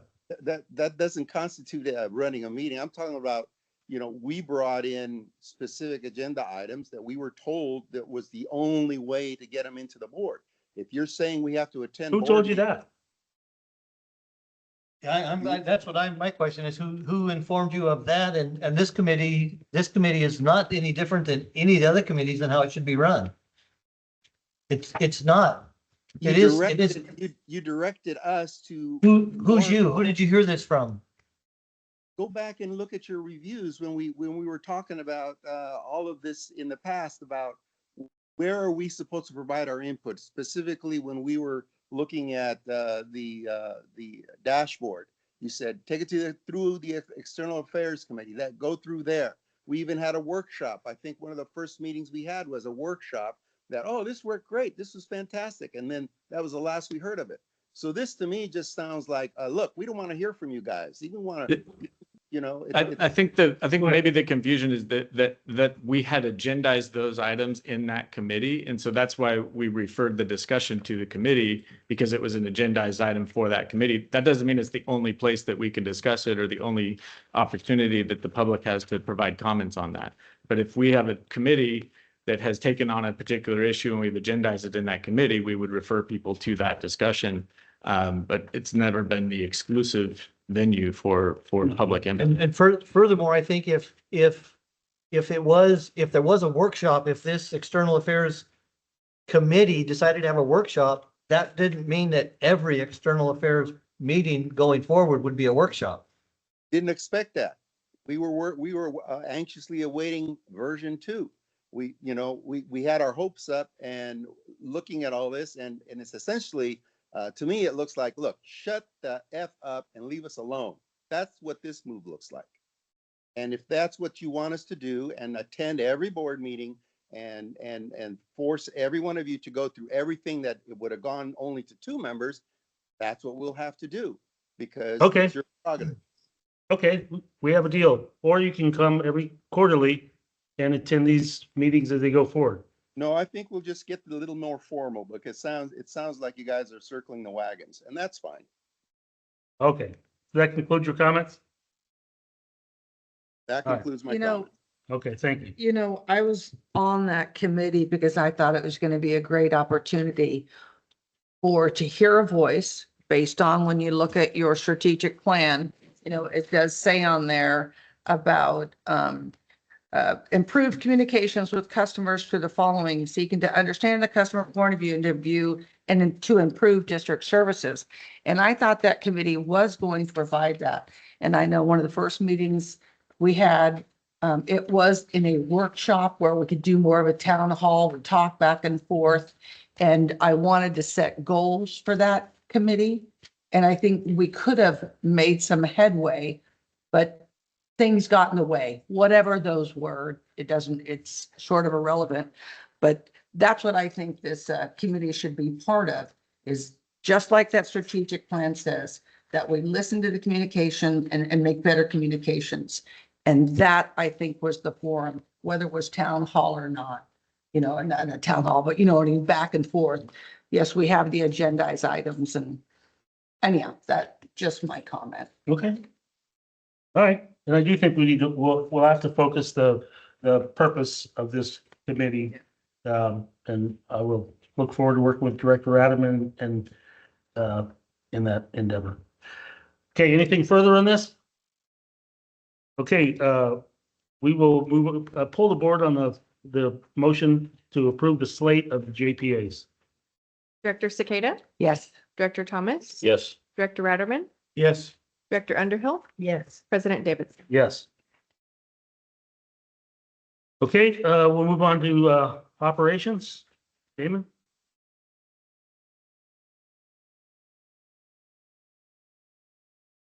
Directors. Hello, Damon.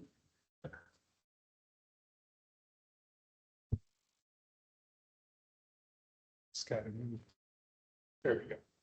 So with this operations report, the end of the year happening December 2024 gives me an opportunity to to run through some of the work order and service request information from mobile MMS. So right out of the gate, this is December of 24. Service requests were the majority. Check for leaks were the majority of service requests for the month of December 2024. And then moving on, service requests, category check for leak was the winner for the year 2024 with 526 service requests check for leaks, which is huge. And then moving on, leak checks by month. September went out, 77 requests for leak check in the month of September. As you can imagine, we're in the slow season for leak checks because of the amount of groundwater and water on the ground kind of keeps them somewhat at bay. And then work orders by crew, the mechanics and the collections crew by far knocked out the majority of the work orders by crew. The mechanics took that away with 323 work orders completed. Mechanics also had 17 work orders completed for the month of December. As far as 2024 work orders by type, preventative maintenance work orders were one out with 321, and then followed by repair of 267, and then inspections with 100. So there's all manner of categories of these work orders, but it's important to note that PM and inspection are right up there at the top. Ebbs Pass had 1,400 plus underground service alerts. So most of these require some sort of positive response to the requester about what's going on with piping in the ground. And that's a lot. Jenny Lynn also followed that up with 921. So this is a lot of work. And then when you look at production versus consumption, district-wide, where you can see the green is the consumption and blue is production. And you can see that depending on what happens operationally at a treatment facility, our staff will fill up the distribution system, or they'll run the distribution system low, depending on whatever the work effort might be, whether it be at a tank or at the water treatment plant, what have you. But overall, consumption is pretty much uniform, and it's the production versus consumption is right around 30% for the district. And then we have a breakdown of all the different systems, but I didn't go into detail on these. But you can see, you know, there's some anomalies that we have to parse out and get rid of to improve the accuracy of the data. So it's like throughout the high, throughout the low, but it does give you a general idea of production versus consumption. Damon, can I ask a question? I'm sorry if it's goofy. I know we were trying to look at, our production versus our consumption to determine a loss. That's correct. Would that say that's all loss, or is there some stored somewhere? So that's not an accurate representation of the loss. It may not look as bad in the That's loss. correct. Absolutely right. Okay. So it's also built on how well people quantify water that's unaccounted for, say, through a water meter. So if there's a leak and our staff estimate, hey, there was 20,000 gallons that came out of this leak, and we have a way to quantify that and pull it into the production versus consumption, we can. We don't generally have that yet.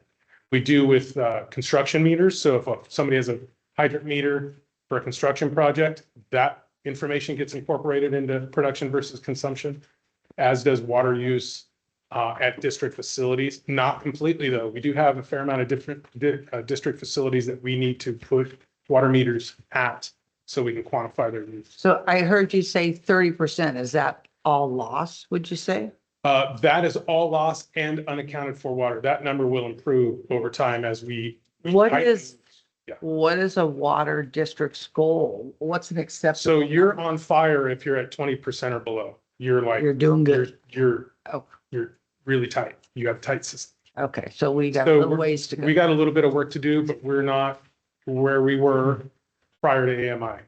Can you tell me what it costs Not even close to produce our water? I can't tell you off the top of my head per gallon. But yeah, there's the variable costs are in our water loss spreadsheets, which we submit to the state annually. And that cost is quantified there. Okay. We can get you that information pretty easily. Yeah, thank you. I got a question. If you go back a couple slides to the West Point one. Yeah.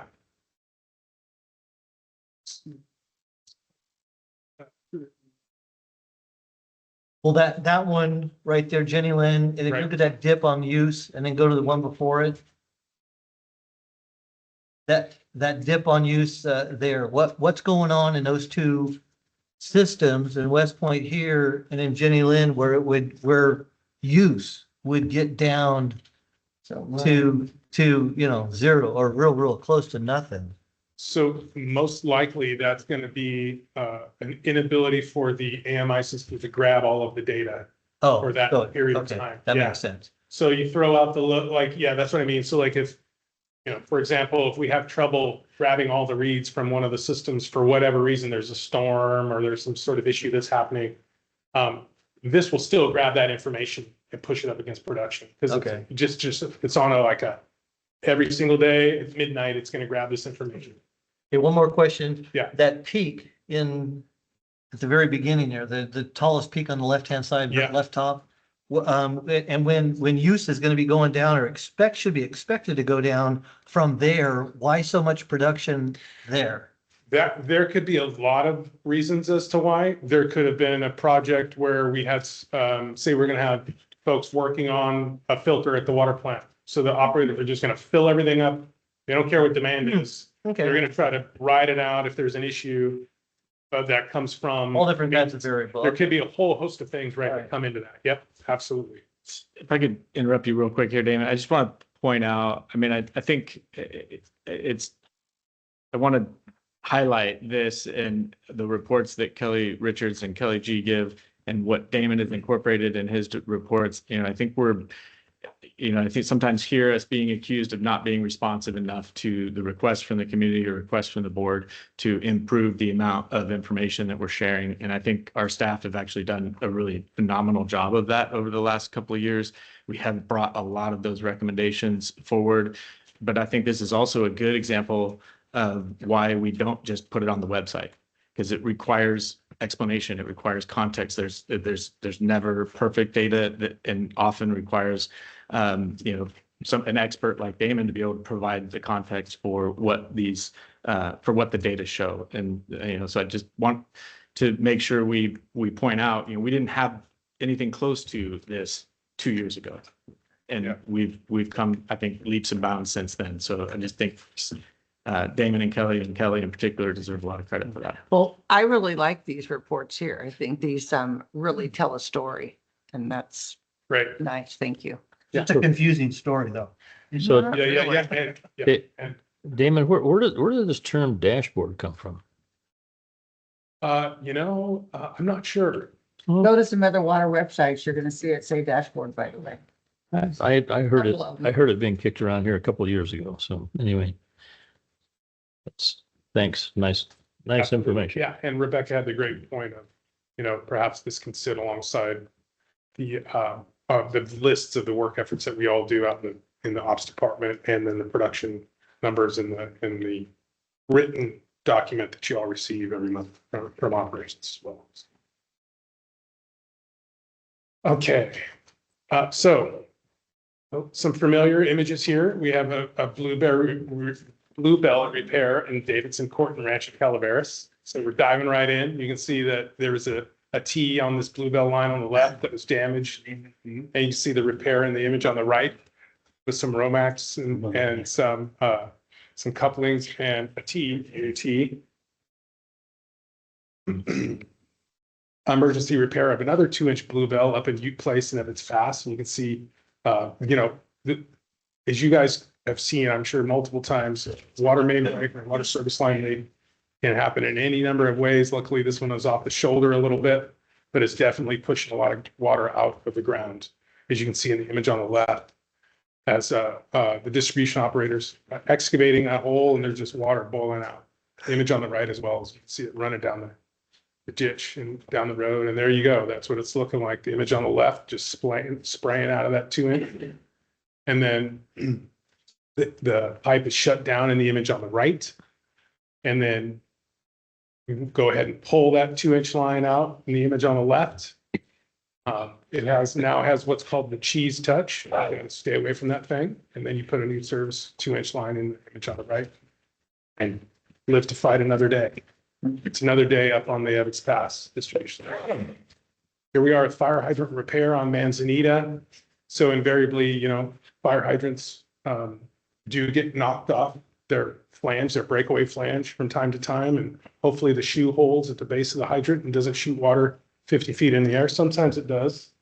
Leak repair or leak failures do too at times. Usually on a Sunday and late afternoon. But anyway, so our guys do a great job of responding to these kinds of issues and putting fire hydrants back in service. Incidentally, Chief Johnson and I talked yesterday, Fire Chief for Evans Pass Fire District. They completed their fire hydrant maintenance, the most they have done since he has been the fire chief. And so the relationship tightens between CCWD and our fire protection friends. And we anticipate having some meetings at the end of January to talk about fire hydrant maintenance and what to look for and how to effectively operate our hydrants. What's the cost? $25 per Still- hydrant. Yeah. You're still Yep. keeping it at that. Yeah. It's still there. Knock on wood, the chiefs don't show up come budget time this year to talk about that. Here's some routine maintenance. You can see what some of our meter boxes would look like without some backfill and some cleanup in the image on the right. And then our guys come in and put some boards and put some soil around that box so it doesn't rock, it doesn't move. Nobody trips over it when they're walking around their property. That's root stabilization for that tree right there. There you go. Absolutely right.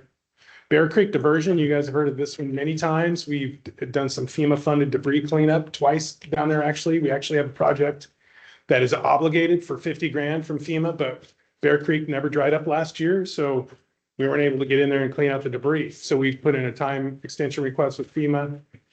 Nonetheless, our guys go down there and they clean up access because storms, as you all know, can drop branches and trees and make it hard to get where we need to go. And then moving on, more work from our construction crews. So there's a fill station up on Hogan Dam Road. I'm sure many of you know of. It was dribbling for a little while. And then folks drove in there and just destroyed the asphalt and base rock below because it was just super saturated. And so I don't have an after pick, but our guys went in there, cleaned that up through a trench breakdown and reestablished that fill station so make it accessible again. And then PG&E came in and put in our gas meter for our standby generator next door here at the shop. And we're coordinating startup with Bay City Electric to run the generator, but the generator is in the standby position and the gas valve is on. So that's good news. So that took a dedicated meter for that? Yeah. Yep.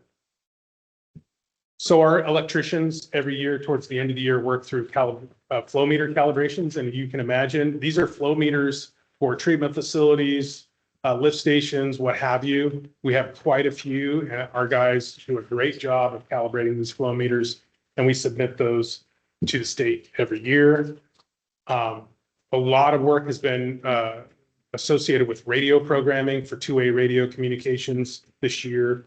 Put these two-way radios in the trucks. Our objective is to have handhelds for folks. So, if there's something that's really a real emergency and it's going to last for days, Michael can take a handheld radio home and understand what's going on, even, when he needs time to take a rest. And same with staff. And we're looking at reestablishing base stations and customer service as well. So this is a safety component, this is emergency response, and this is effective ops all rolled into one. And then just kind of an example of what our electricians and instrumentation techs do on the daily. Forest Meadows Wastewater Treatment Plant, they can remotely dive into the programmable logic controller, PLC. They can see issues and they can correct them from their workstations. They could be in Jenny Lynn or at the training centers, for example, correct an issue over in Forest Meadows, which is what's illustrated here. And so this is looking down the stem of that fire hydrant on Manzanita down into the tube of the fire hydrant. Deep. Yeah.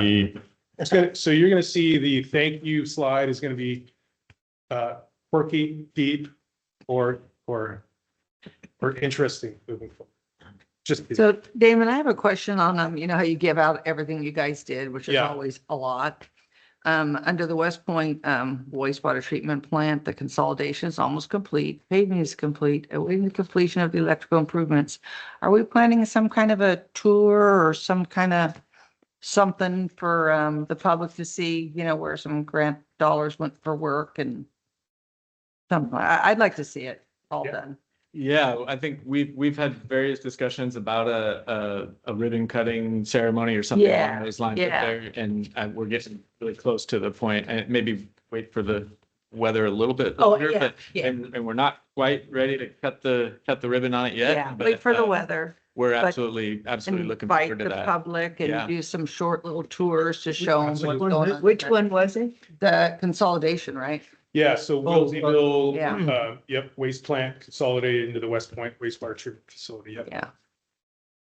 Very cool. When is it gonna be done? It's almost A done. few more months. Yeah, so electrical panels, end of January, and then, yeah, a couple more months. Spring. should be done. Unless- It'll be perfect, you The know? caveat there is unless we have further, supply chain delays with the electrical components, because that's why it's not done already. It would have been done by now.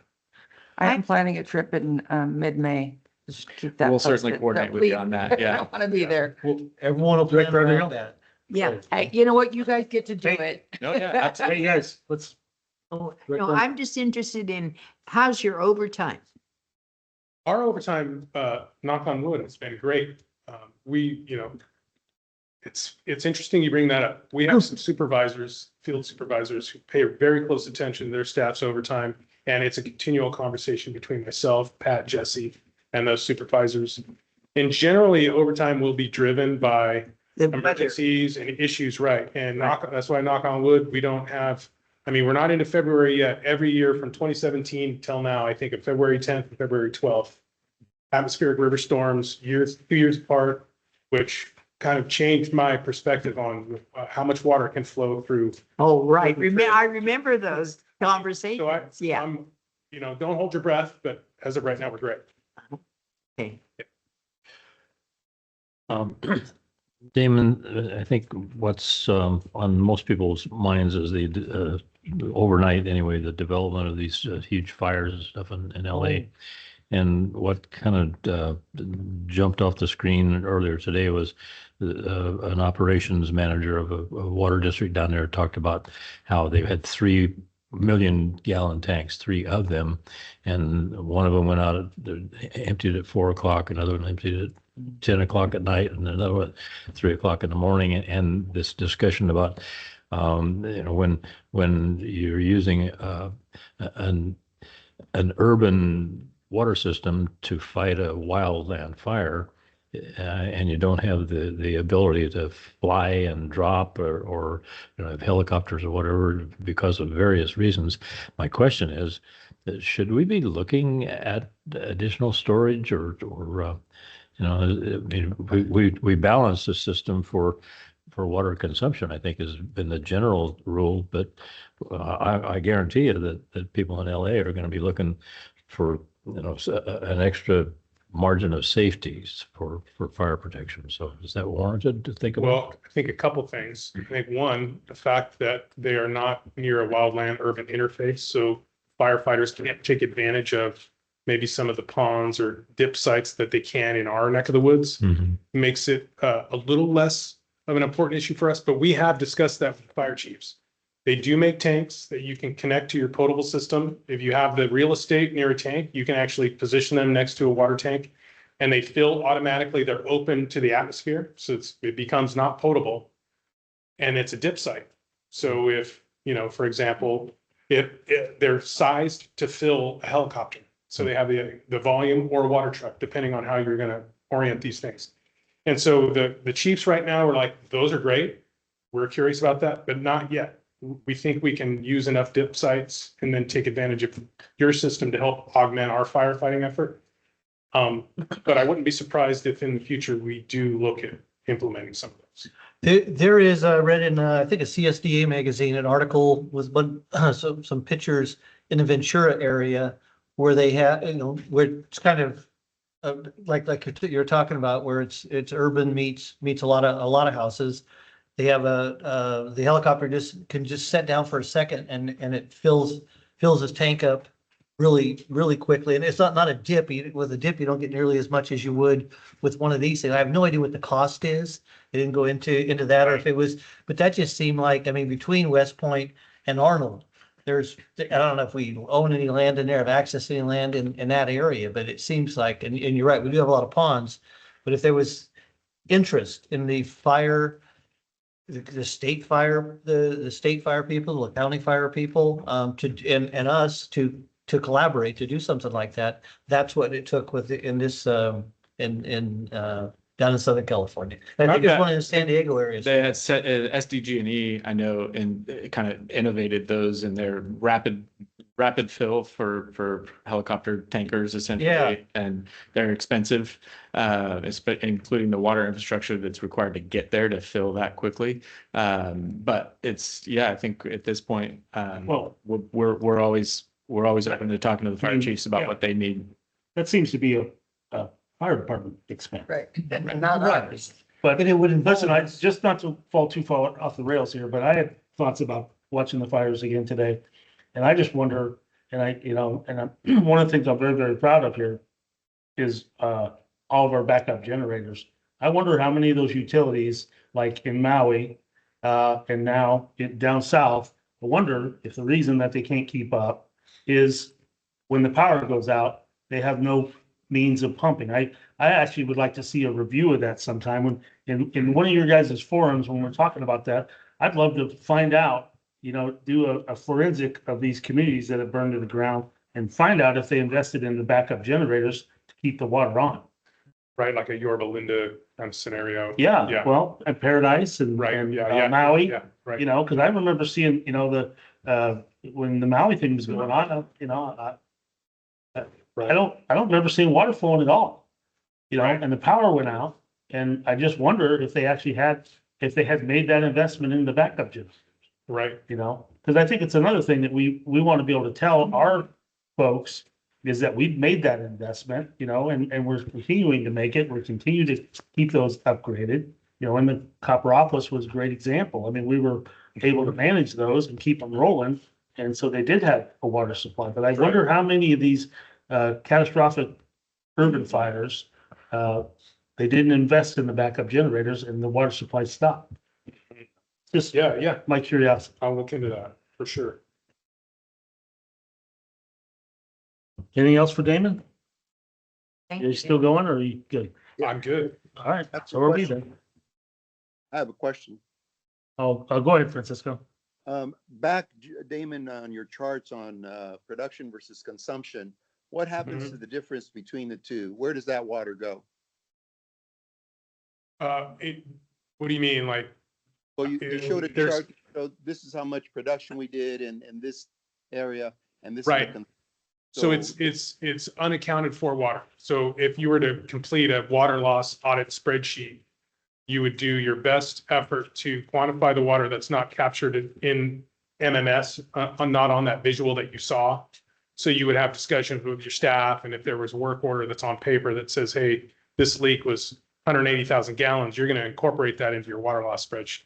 If you're not, right. So we're not capturing that yet on the production versus consumption that you see on our on the mobile MMS or our work order system, but we do capture that when we report annually to the state. Yeah, it just seems that it was in the upwards of 40%, and that production costs us dollars, obviously. Right. Yeah. Okay. So yeah, no, we'll get more data later. My second question has to do with it's been several months since I brought up the fact that my consumption meters are not working reliably, and I was told that it's a one-off, or it'll be temporary, or we'll get to it, or what have you. And I've set alerts to be alerted daily so that I can test it, and I've gotten 3 alerts in like about the last 4 months. So is it a systemic problem, or is it just a local problem with my meter and my particular node? Well, yeah, unfortunately for you, Francisco, I think it's really isolated. That doesn't mean we can't dive in and better understand why it's continuing to not happen. Yeah. So, more work to do. I'll definitely dive in and reach out to Mueller on that one, and we'll get some resolution for you for sure. Thank you. And lastly, Where's the closest repeater to Hillview? I think it's up on Ross Drive. I know there's one on Emerith for sure, like a collector, Yeah, that's what I'm just curious. There's one on Emerith over there near Ross Drive, so it's not too far away. Is there, does that require a line of sight or? Generally, no. Anyway, you had another one, Francisco? Yeah, Damon and I have been trading emails on a subject that I'm sure is going to come up on your dashboard or agenda item. It's called PFAS and PFOAS. And he assured me that we've looked at the source water PFAS contamination and we've got nothing to worry about. But I asked, you know, some of the reasons that some communities are experiencing PFAS contamination is because they're recipients of the effluent that is produced by wastewater plants that is then used as fertilizer in areas that is contributing to pollution of their well water. And I'm wondering, do we know how much PFAS we're spitting out of our waste treatment plants? And I don't think the work's been done yet because it's a work in progress, but I think it's something that's coming down the pike that's going to be a cost driver. Yeah, that's something that Francisco and I discussed is wastewater analysis for PFAS to understand what the potential could be. Currently, none of our source water supply, Wallace being groundwater and the other ones essentially being snow melt, show any detection level of PFAS, PFOAS at all. So, but Francisco does bring up a good point. We should look at wastewater effluent to understand if potentially there is PFAS in the wastewater stream. Could ultimately end up. Does San Andreas sanitary? That's true. Yeah. So that has a potential to affect inland water treatment. That's true. You're right. Yeah. Yeah. Yeah. So that's really the only opportunity. And so that would be the only location that we would check, I presume. Pardon? I'm sorry. what? Well, our city, I think he's talking about From, tertiary effluent. Yeah. Anywhere we discharge tertiary effluent. We would want to look at that. Yes. Also from what are we going to be a contributor? But right. Yeah. City of Angels Camp would be 6 Mile. Discharge. Oh, Yeah. yes. Tullen. Right. Yeah. Well, does the process that we use at La Quintana and then spray on the golf course, does that get rid of PFAS? No. PFAS is very, very small. Yeah, so it's gonna be, why wouldn't we be looking at La Quintana and? Anywhere we discharge tertiary effluent. Yeah, that's next, right? And so, yeah, I stand corrected. Yes, snow, not snow melted Hogan necessarily, not necessarily snow melted Tulloch, but feels like snow. All right. Anything else, Francisco? No, thank you. All right. Thank you, guys. Thank you, David. Good job. Thank you. Thanks. All right. Where are we at? General manager. General manager. Okay, general manager. All right, I'll be quick. We already discussed a little bit. We're still deep in the throes of Tyler implementation. This week, we're going live with the HR module and send your best wishes to Stacy because she's really sick and working all day nonetheless because it has to get done this week. So she's working from home, but we're on track and getting it done. Michael, is that HR include payroll? HR and payroll, yeah. The Mark Rincon, our district engineer, has left us. Actually, today was his last day. So we've been recruiting for district engineer position, and we hope to wrap that process up here shortly. I am excited to announce, although I won't announce any names, but we have hired a new water resources manager who will start in early February, and we're very excited about the experience level that he brings. So look forward to introducing the board to him in early February. We already talked a little bit about West Point Wilseyville. I was gonna point out, Joe, just that how close we are to wrapping that up. That's been many years in development, going back probably 10 years, from the first grant application to the second grant application to getting that project funded, and $10 million in 2 years of construction later, we're very close to completing that project, and excited about that. So yeah, we need to celebrate that, and we'll certainly include the community in that. And I would say the same thing about Copperopolis. Lift station rehabilitation project down there is also nearly complete. And that has also been many years in development and in the works. And then, 2 years and nearly $10 million of construction later on that one as well. Two huge projects that have been in the works for a long time that we're almost done with. So we'll be celebrating both of those, including the water projects that are moving forward, and copper as well. A lot of really impressive progress on the construction front to report out. So we've been having some discussions about how do we tell that story and effectively. So we'll be bringing that back to the board. The mid-year budget review coming up later this month. We're probably later on the agenda, but we're probably looking at pushing the next board meeting from the 22nd to the 29th, still tentative at this point, but gives us a little bit more time to do a really thorough job at that mid-year budget review, which is important.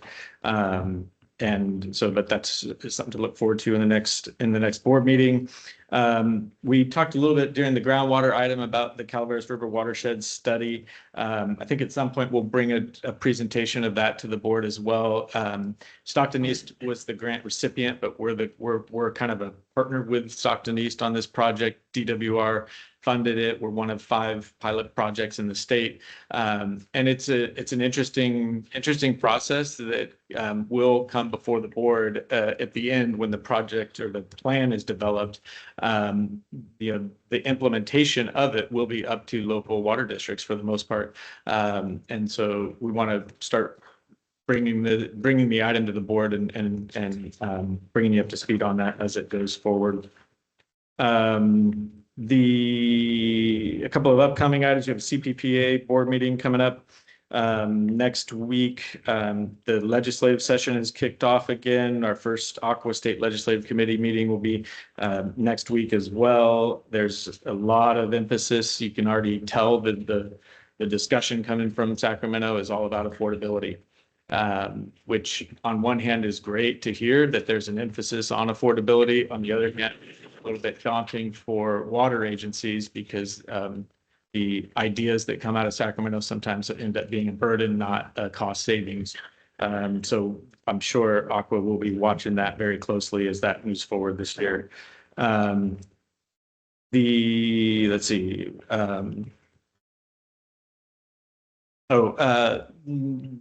This will probably be a future agenda item in the near future as well.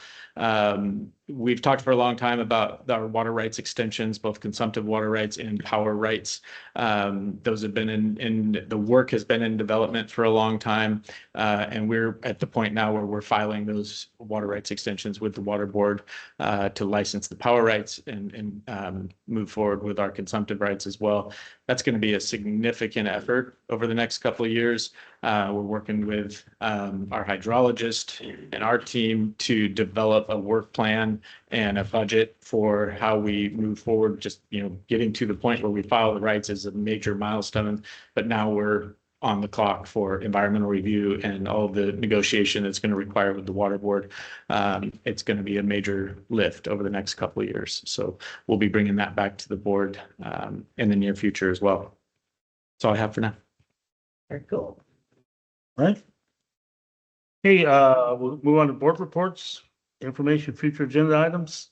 Director Underhill? I have nothing. What? Oh, I'm sorry, Francisco.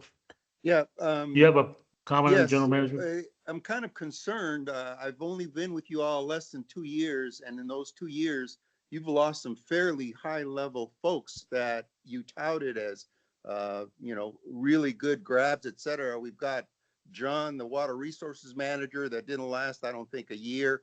And then we've got Mark Rincon, who didn't last more than 2 years. I'm sensitive to the fact that you're probably not going to share anything of a personnel nature, but that's concerning. Very concerning and expensive. Okay, does that conclude your statement? I guess so. All right, thank you. Okay, Director Underhill? Nothing. Director Adamman? One thing, Mountain Counties has seeded 4 new board members. That's out of the nine board members that we have. So, and 3 of them are from Mountain County, so you might know a couple of them. Josh Alpine from Placer County, Ron Ringen from Tuolumne County, and Donna Seaman from Georgetown Divide are all part of our region 3. And then the 4th one is Supervisor John Messick from Yuba County. That's all I got. Who is the representative from Tuolumne? Ron Ringen. Okay. Yeah. Long time Yeah. Yeah, PUD board good member. guy. And is there a new board president there? Not, we haven't had our first meeting in January. Okay. But yeah, have we don't know, thoughts? we don't know You have yet. an idea? Right, Director Thomas? I thought that was a president for life type thing. Could be. Papa Doc, so. Okay. Comments? Yeah, that's all you What get. what was that item that said that the board could take you on at any minute? And on a whim. I don't have a whole lot to report except on the stellar activities of the Real Estate Brothers Committee. You want to talk about What's that? going on? No, just report. Just Report. Okay, we got one of the properties we have is in Jenny Lynn next to the training center. We have a house down there that is now with the property manager and has an occupant, has a tenant. And it's a money, well, we did have to do a few $1,000s worth of repairs to the thing to get it ready, so it'll be a money maker in a few months. Can you say what the amount, the revenue is? Oh, what it's. I think the $2,000? monthly rent, if I remember $2,000? correctly, was 2,200 a month and 10% of that goes to the property manager. Perfect. Have a So- little bit of help. Anyway, that, We've also retained a real estate agent that's going to work on behalf of the district to look at the marketability of several properties. And so between our meetings in November and our meeting at the end of this month, we'll do her research on all of those properties, probably 8 to 10 properties that she's looking at and will report back to us. And she might even meet with us in January Who is she? to go through that. Her name, I don't know. Some relative. Is there a contract? Some local, no contract. No contract, yeah, just working on, and well, that's one of the things we'll be talking about going forward. I Thank think that's you. all we have. Thank you for concluding Russ's comments. I just didn't want to steal your thunder there, but anyway, it's been gratifying to work on the ad hoc committee, and I think we're making some progress. It's given us an interesting opportunity to reconnect with the tribes a little bit on that property. That's good. Anyway, glad that we're through the holidays and we can get back to work. So. Oh, and back to the property, any decision that is made or recommendation made by the committee will have to be approved by the board before you do any action on any of these properties. So the full board will have input on properties that are looking to go on the market and before they do. We didn't ask for permission to rent that place. Yeah, I was gonna say, I don't think you guys did, but I don't think that was just that wasn't required. why not? I don't know. I'm pleased with the results. Do you have a report? Director Skater, do you have a report? I was just gonna talk about the West Point. We did, so no. I just have one request, and I'm sure it's being done already, but just the progress on the AB pipeline. I see they are making it down the road. But I just want to make sure that we're in contact with Chief Dickinson along that way if opportunities come up. I just want to make sure that not only just with him, but without the maybe on a semi-annual basis, we should have that meeting. Maybe you're already doing this with the fire districts throughout the county. And, maybe, right ahead of fire season or something, we just make sure that we're all on the same page and that we're doing everything we can to give them what they need. I think that's an important thing that, and I'm sure you're doing that. I just want the board to kind of understand that, that is part of our responsibility. Also, it's preventing the wildland fire here is, it falls on us as well. So that concludes my report. We'll adjourn to closed session. Our next meeting will be January 22nd. And is that tentative or do we decide? Excuse me. Yeah, because, For the 22nd. Okay. okay, because I had 29th and then I see it's 22nd. Well, the regularly scheduled meeting would be the 22nd, but we're looking at pushing it to the 29th. So But we'll follow up with if a, you're watching, that's subject to change. Yeah. And then the next one will be February 12th. Okay, we're gonna adjourn to closed session. Just, can I want to weigh in on something here. Somebody made a comment a minute ago about turnover here and the person asking the question should know the answer to that about we can't discuss it. But Matt, could you make some comment about the illegality of discussing any personnel matter? And just in case somebody else is listening that might be confused about why we Sure, haven't we- talked about that. We cannot discuss personnel matters. People have a right to privacy. Even though we are a public agency, our employees still have a right to privacy in their employment files. And so that is something we cannot and will not discuss. Very good. Thank you for that. All right. Wasn't asking We're gonna for it. move on to conference with legal counsel, anticipated litigation, significant exposure to litigation pursuant to subdivision D2 of Government Code 54956-9. Three potential cases. Is there any public comment on closed session? No, thank you. Hi, guys. Thank No. you. No thing. Oh, okay. All right, then we will adjourn in the closed session. Are we off?